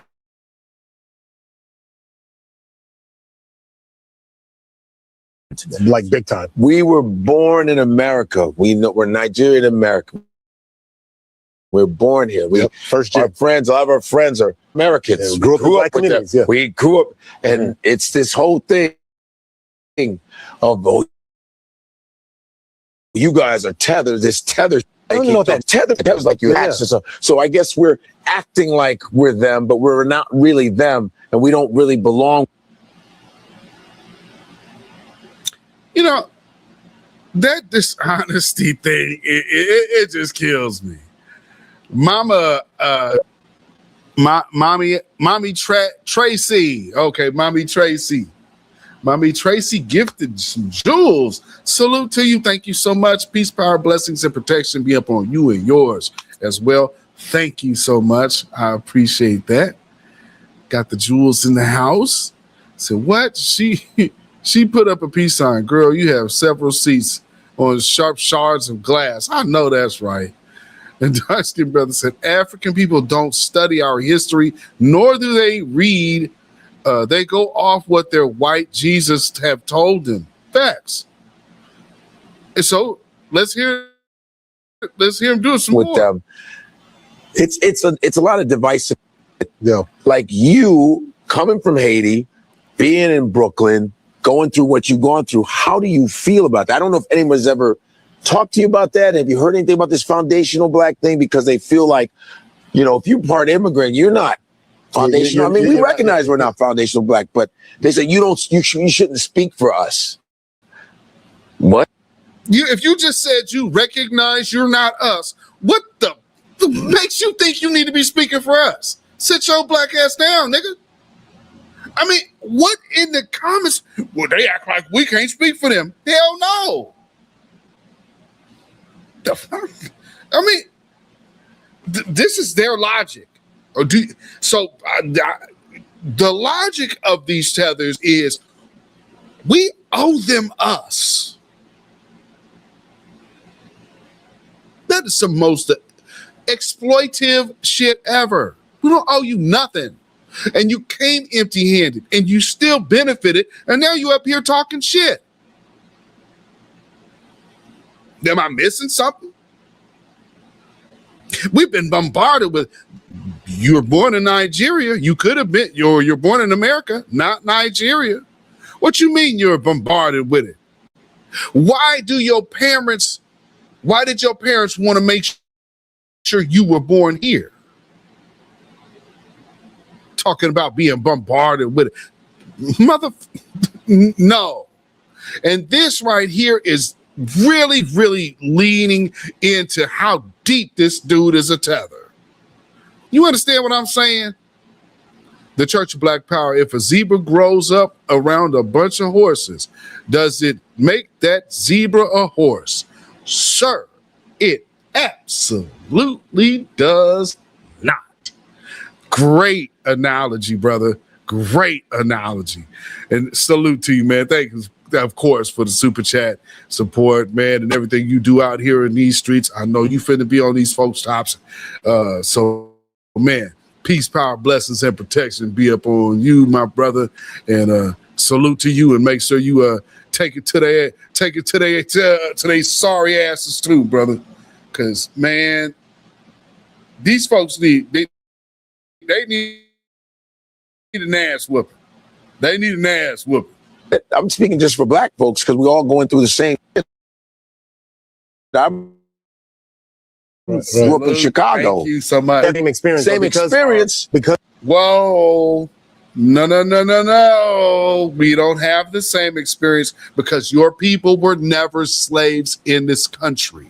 To say that you get the residual treatment is like being us. That's even more of a damn insult. These people just say shit and do not hear themselves. When I heard that David Oyelowo or whatever the hell his name is, when I saw his interview, he over here talking like black folks don't respect our history and our I do not like people like that. That arrogant, pompous ass. How many people lost their lives trying to get here to make sure you were born here? We didn't go through that because we fought to have ours here. You didn't fight for shit in your home. Now you're American. So look at how the benefit of being an American. Shout out to our ancestors once again, Godfrey, because your punk ass ancestors didn't do shit here. Because our roots are, we're first gens. Yeah. So because of our roots, then somehow we're excluded from the experience. Yeah. That's a lie. No one said you were excluded from the experience of having dark skin in America and knowing what this system is. Because see, here's where they try to mess in that line. Being a foundational Black American has nothing to do with your experience with white supremacy.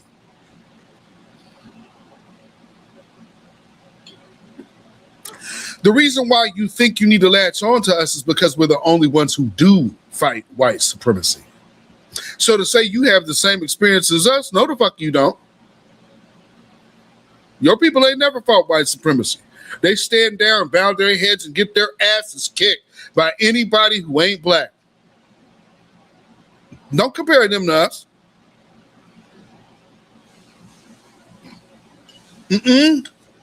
No. Do not. Don't compare them folks to us. It's me. So how do you, I don't know. Well, I think that, again, I hear everything. I see everything. I play for everybody. I'm around everybody. Yeah. And the conversations that I have is because I feel like you weren't raised with any of the things you were around, Brody.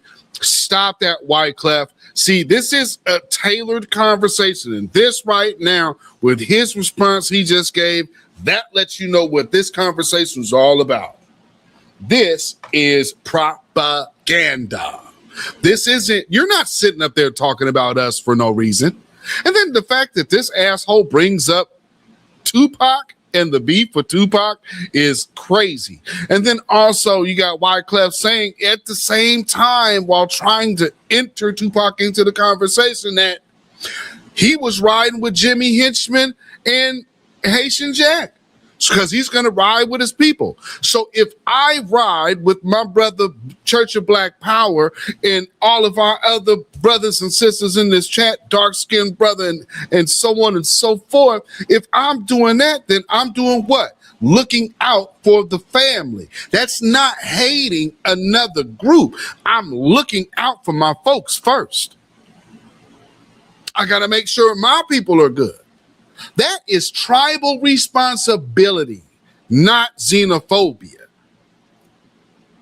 These people are liars, and this is a tailored conversation for propaganda's sake.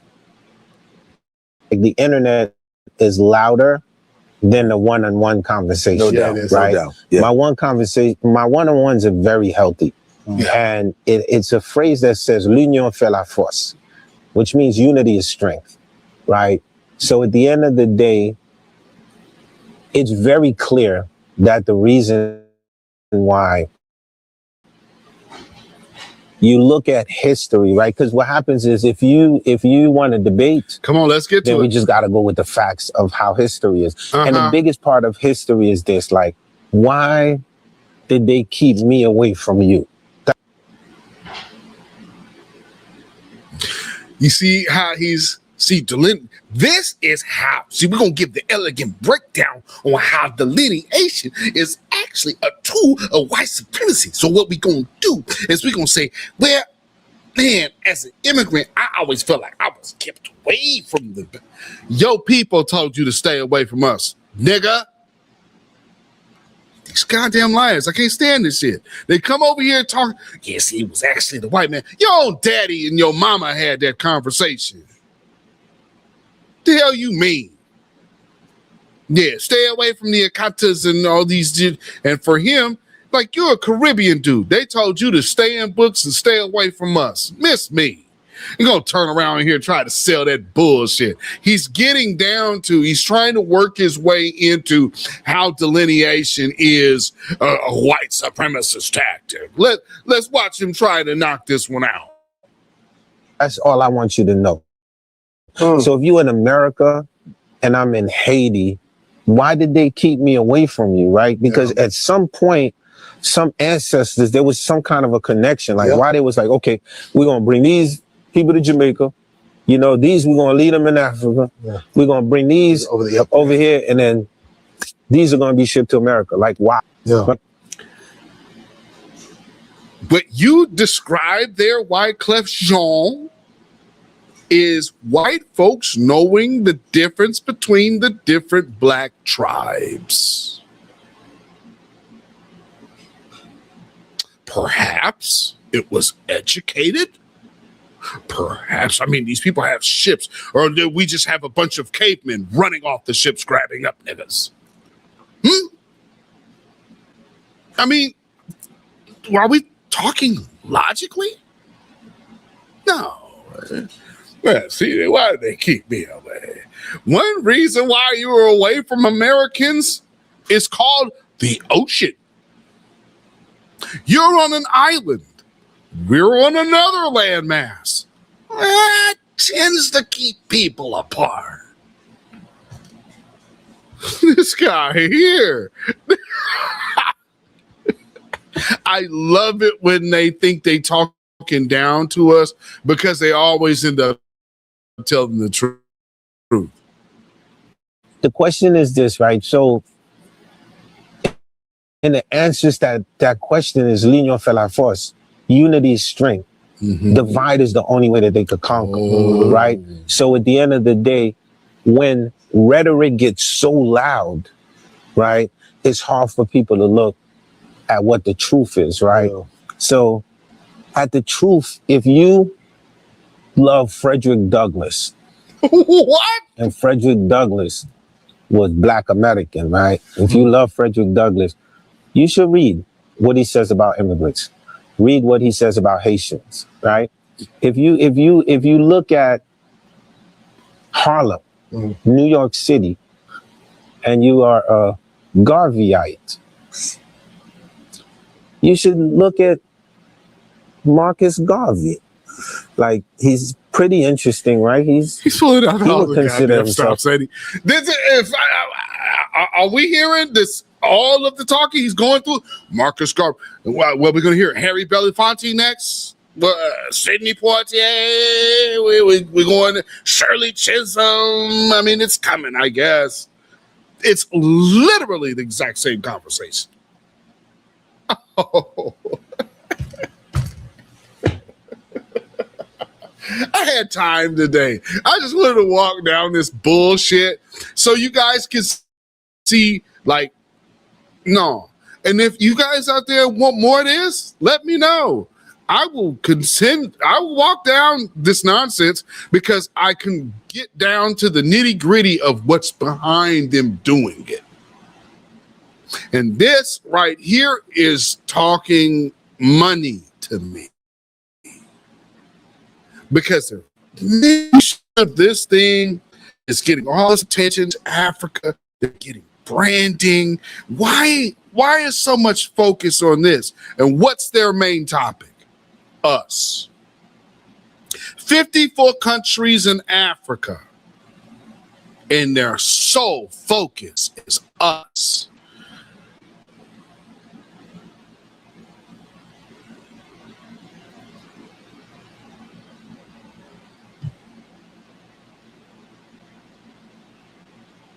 You know, it kind of seems like he should be out talking and benefit for his cousin that just got hemmed up for his relationship with the Democrats, right? Notice how they're not talking about pros, but instead you're talking about foundational Black Americans. Remember I told you how all of this is tied to the DNC and how they went back? So again, you're not seeing no separation. I just wanted to, that's why all of this is linked from Fauci to Wyclef. It's all DNC intertwined. An anti-foundational Black American. Don Solomon, we see you, nigga. Being from Harlem. These are all part of histories that maybe you might be missing. If you look at the Honorable Louis Farrakhan, where does he come from? If you look at Harry...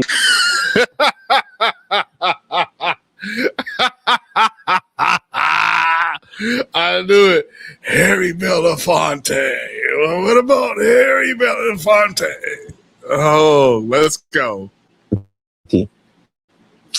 Where does he come from? Right? So, and I could keep going on and on and on just to say at the end of the day, the uniform, he was doing the Fugees, right? And we always say like the power of the Fugees is, this is what happens when a Black American gets with the diaspora and they put their arms together and they learn from each other, right? So, nigga, did you low key just try to like take credit for Lauryn Hill?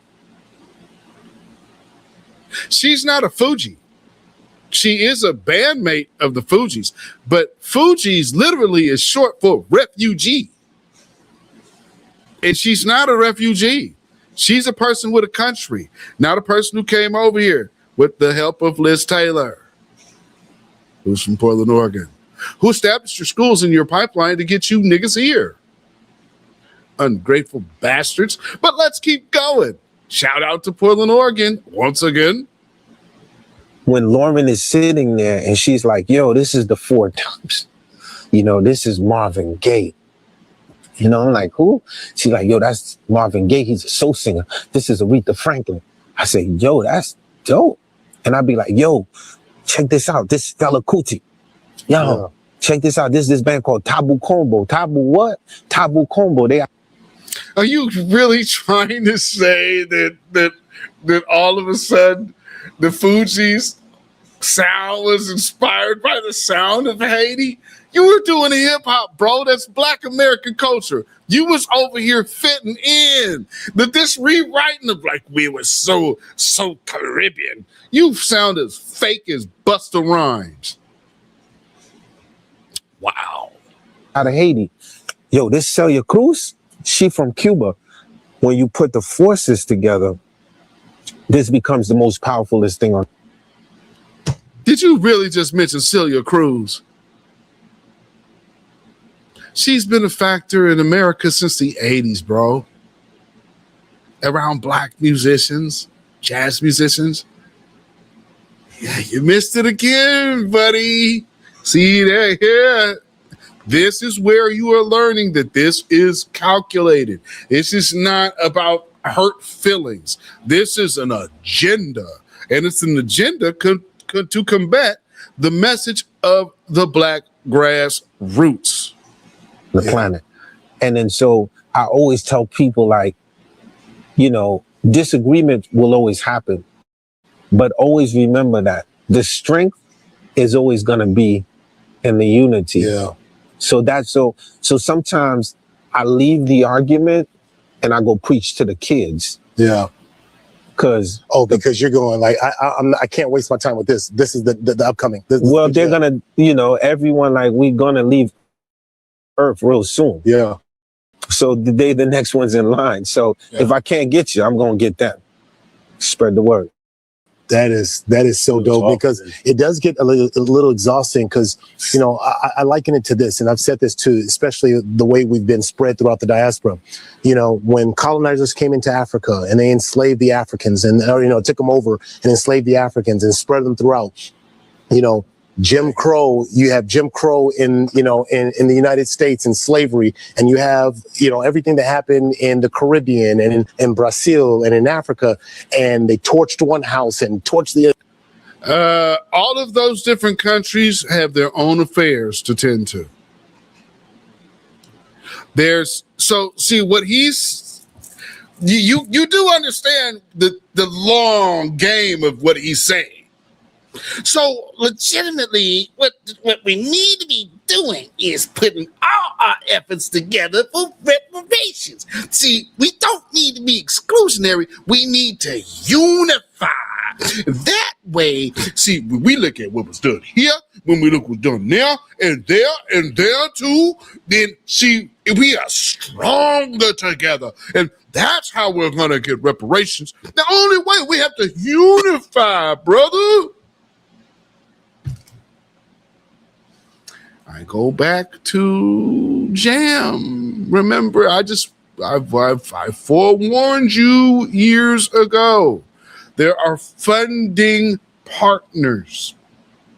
And here we are again, watching some of the funding partner money be spent for the exact same agenda. Shout out to Jam, you sorry sack of traitor crap.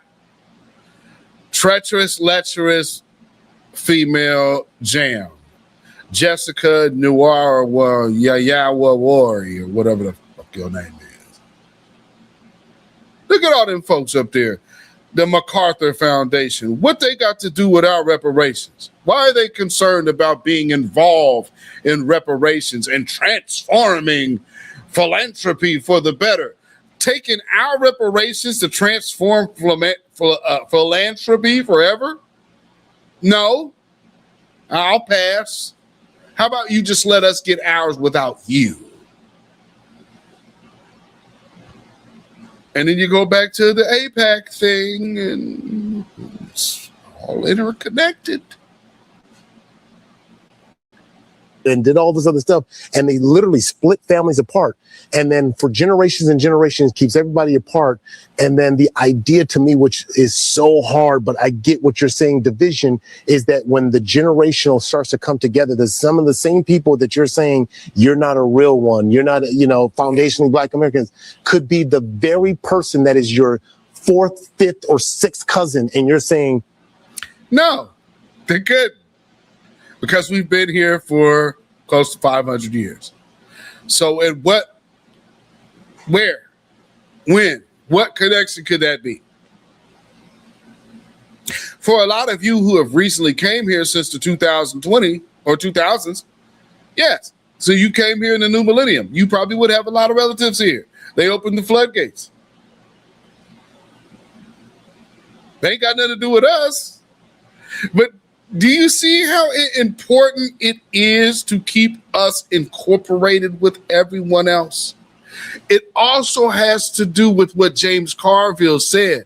So see, this is showing you the battle that's going on over in this broken ass DNC. And on top of that, there's still $2 billion in the hole. Let's hear them blow some more of their money. That we're not together, you know what I mean? And that to me is the power of division, and why you're saying that the only way to erase that is with unity, because when you bring all of that together and the different experiences, because we all know the circumstances, we all know what happened. Now we start putting our experiences together to make dope music, to make dope changes. Oh, really? Then, hey, Wyclef, why don't you name the first non-foundational Black American artist you put on? I'll wait. Hey, Busta Rhymes, you too. You know that soulful music. Busta Rhymes, you were the first one to hear this. But you didn't want to fool with non-Caribbeans. Remember Busta? Shout out to 50, though. He's still cool.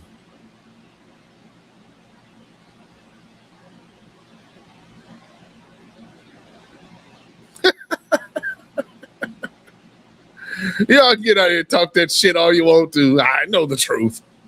You flatbush, highfalutin, rich immigrant Negroes. Yeah, don't let that dude tell you he's from the poor folks. Hell no. Busta Rhymes folks is well-to-do. Most of these dudes are. That's why you don't never hear them saying that. They from the upper echelon of their community. And have some tie to government. Don't let that, because they can get around in so-called slum and in the hip-hop sector. Don't let that shit fool you. These are suburbanites. And they do look down on foundational Black Americans. All this unity shit. When the hell your community was ever reaching out to us? Negro? Y'all, man, please. So when me and my Black American friends, right, I have, like, it's like, to them, I'm more Black American than I'm Haitian, right? So we have like, and again, it's good because my thing is like, yo, why do you feel like that? Right? Because I want to know, like, why is it you feel like that? Because I remember like being little and being in school, and they'd be like, oh, these damn Haitians, they're getting straight A's, right? Like, it's like.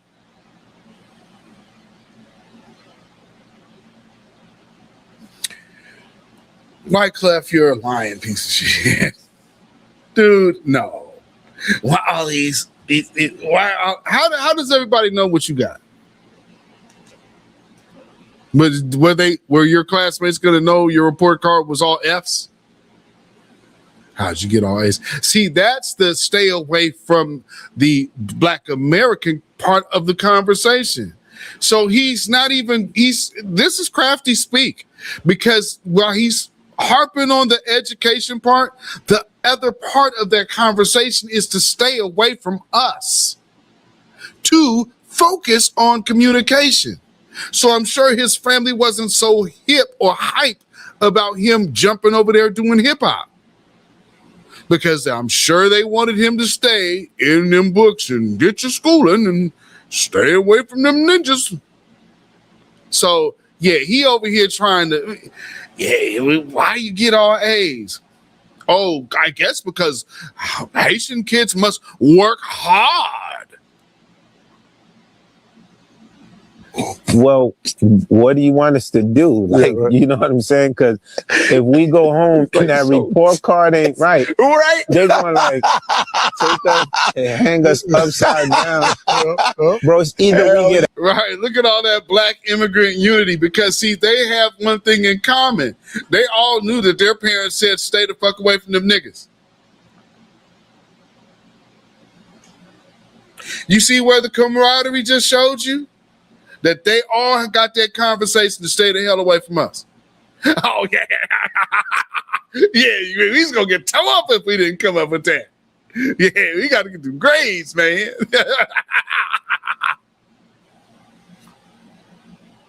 That tether laugh. A, or we gonna trace the A into the hell yeah, we make it.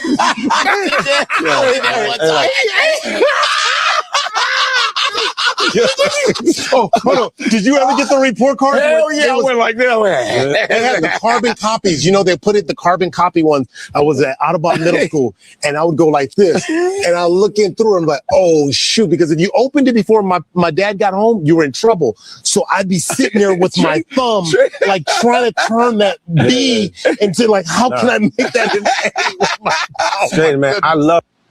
See, the immigrant camaraderie is nothing like us. We don't have those conversations because, number one, our parents didn't tell us to stay away from you. And our parents didn't say stay away from you to focus on our education. See, while you're talking about unity, all of you are saying the quiet, you're not saying the quiet part. You're not telling the truth. That you had the conversation of staying the hell away from us and focus on your studies. Don't put your mind into our things, our fashion, because all we want to do is have babies and have baby mamas and hang out on street corners and get drunk and high all day and go shoot people. Right? You gonna tell me that ain't what your people told you when you got your ass here in the 80s and 90s? They didn't tell you that? You a goddamn lie.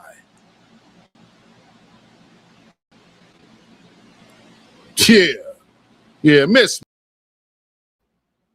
Yeah, that's enough of that. So I wanted to go through that just to break down the reality of the delineation conversation because it's not real. They aren't having a real discussion about delineation, and so they keep trying to make it something else, and it ain't. It's not, but that's what they keep doing, and it's not working, and it's a failed attempt to make us something we're not. To waste our time, but most importantly, to stop our momentum. It is fashioned to so-called be the face in a high place to say, hey, maybe I can use my celebrity platform to derail this delineation-focused movement. Because delineation comes first, then getting tangibles.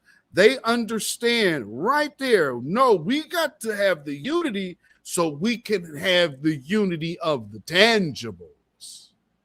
That's what this is all about. It is not about some newfound affinity for us. It's not found about some new desire to have a familiar connection. None of that. It is solely the money, nothing else. And if we come into financial, political power, how will they ever be able to justify the lies to themselves that they are better than us? Family, we are the most exceptional group of people to walk the face of the earth. No one has accomplished what we have. Show me the group that has been slaves, rose from that within the land of their captivity to be the world's sign and signaling beacon of popular culture. Anybody wanting to deny that must just be a Caitlin Clark fan. And to that regard, from us over here at the grassroots, to all of you losers, you 2/3 clubbers, hear it loud and loud. Babylon is fallen. Let it fall and let us rise. Can you dig it? Yes, indeed. Ladies and gentlemen, we have had us another good conversation today, I feel. I hope you agree. We absolutely had a time talking about Fauci. We talked about Kamala Harris basically telling black folks to don't look to fight for anything for black folks. And then we had to get to the tethers to say, okay, look at their agenda and look how much their agenda is obviously funded to target us and target us for the fact that we have delineated from them for reparations' sake. And that right there puts us in an absolutely different place. And they have to now they have to deal with this new way of looking at things. And like I said, going back to James Carville, I'm gonna play that. Let me play that one more time before I get out of here, because I want this to sink in for these damn Democratic shills, and I'm sure that somebody is probably paying attention. So let's get this in here for one good last go, because this needs to be heard. When James Carville, the Cajun Skeletor, shout out to Professor Black Truth, is telling you that you better not keep disrespecting foundational Black Americans. Look at how now the tethers are really going to start going in a tizzy. Because the white man doesn't say, now that's when they're really going to get activated, because you just heard a white man say, man, you better not piss off Black America. Hell, you pissed them off, you're done. How much more do these other groups depend on us supporting the Democrats? Starting to look like a lot now, huh? It's starting to look very heavy out here in these streets. Very, very heavy. They upset. They are upset. Come on now, get on in here. This is taking forever. Okay, we don't have to do this then. Hold on.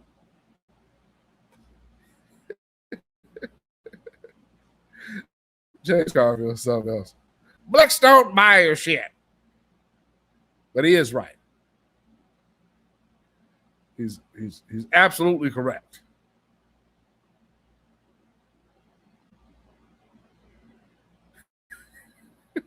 Get this in. One more time before we go. The blacks don't buy your shit. No. By the way, they're not voting for any of these GSA candidates. Neither are the Latinos. Is screw the blacks out of the nominating process because they know they can't win South Carolina. Black folks, or listen to me very carefully, are the most loyal part of the entire Democratic coalition. If you disrespect them, they know it.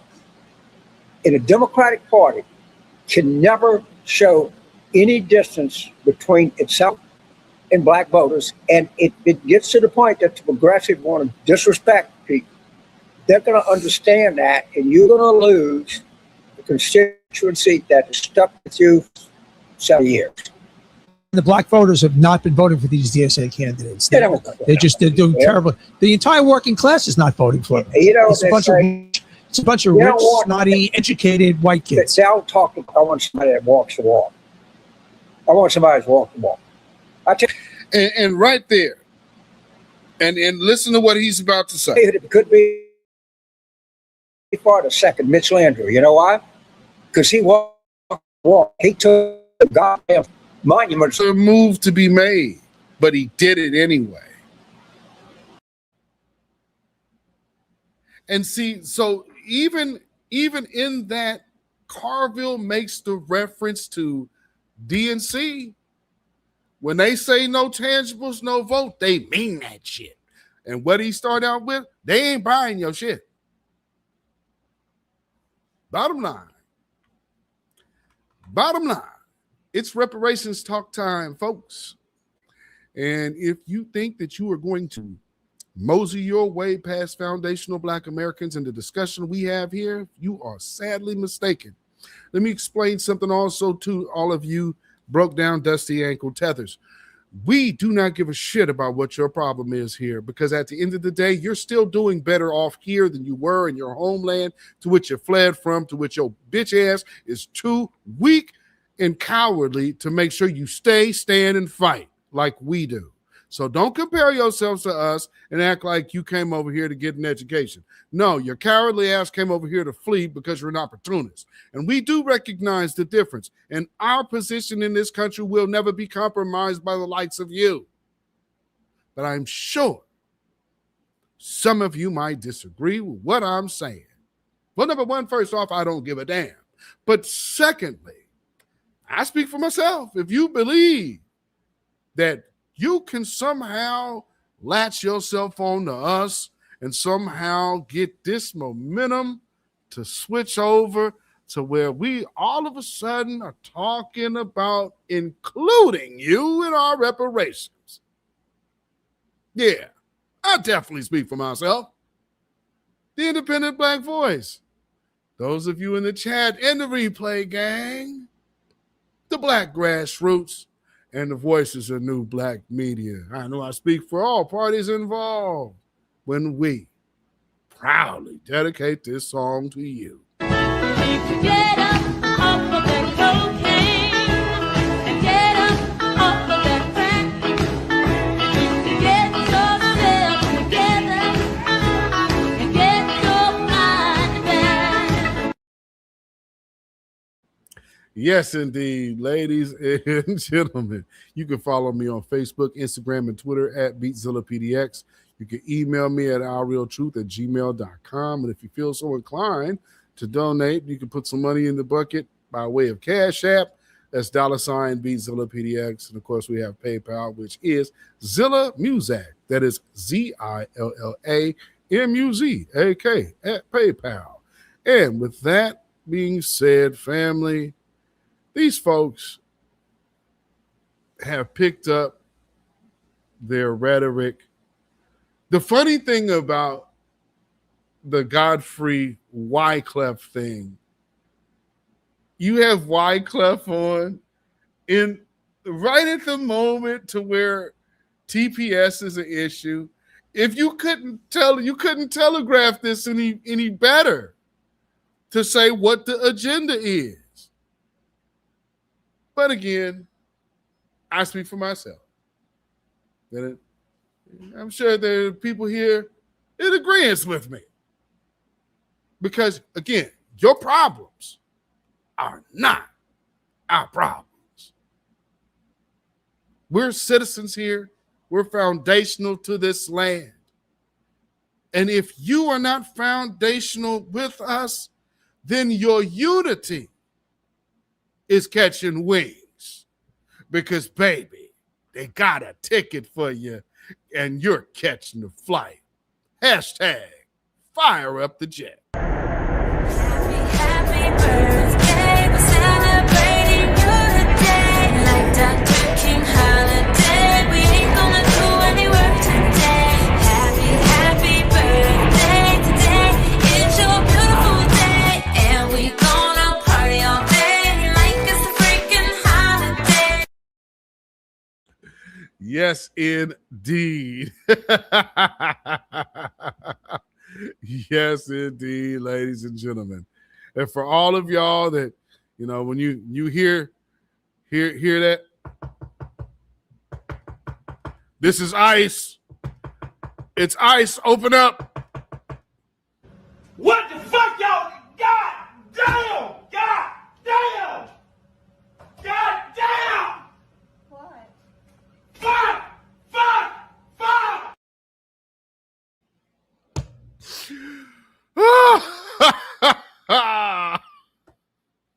Family, remember why they hate us.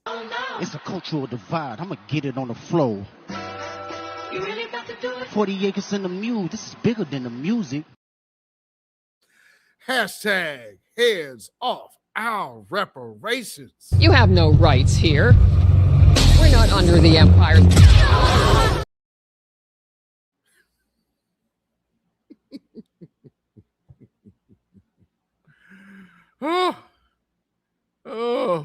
Oh, man. Oh, And lastly, Tethers, and for all of your foreign flag waving. God bless America and no place else.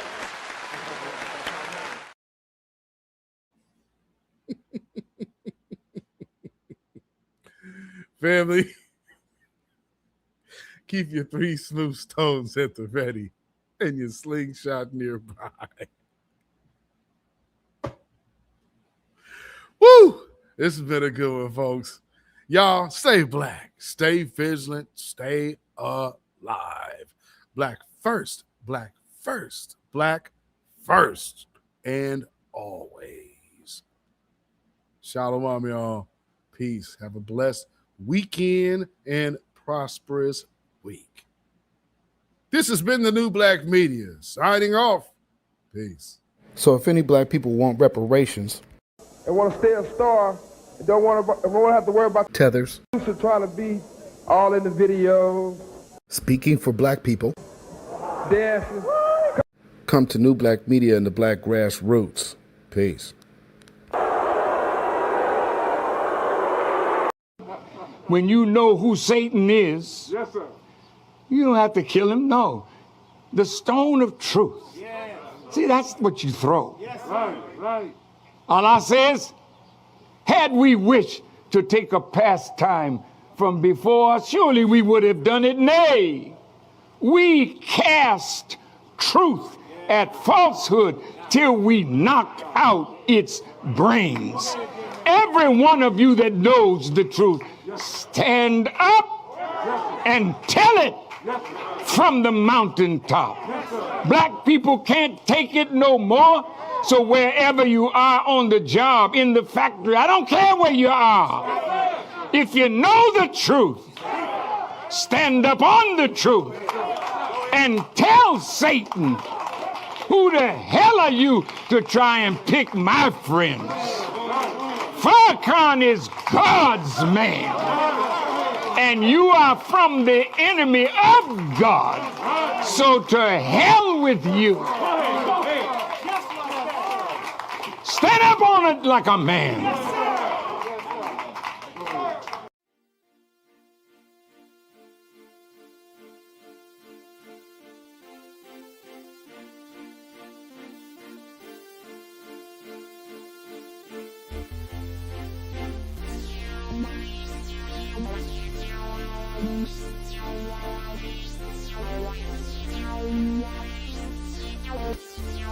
Thank you.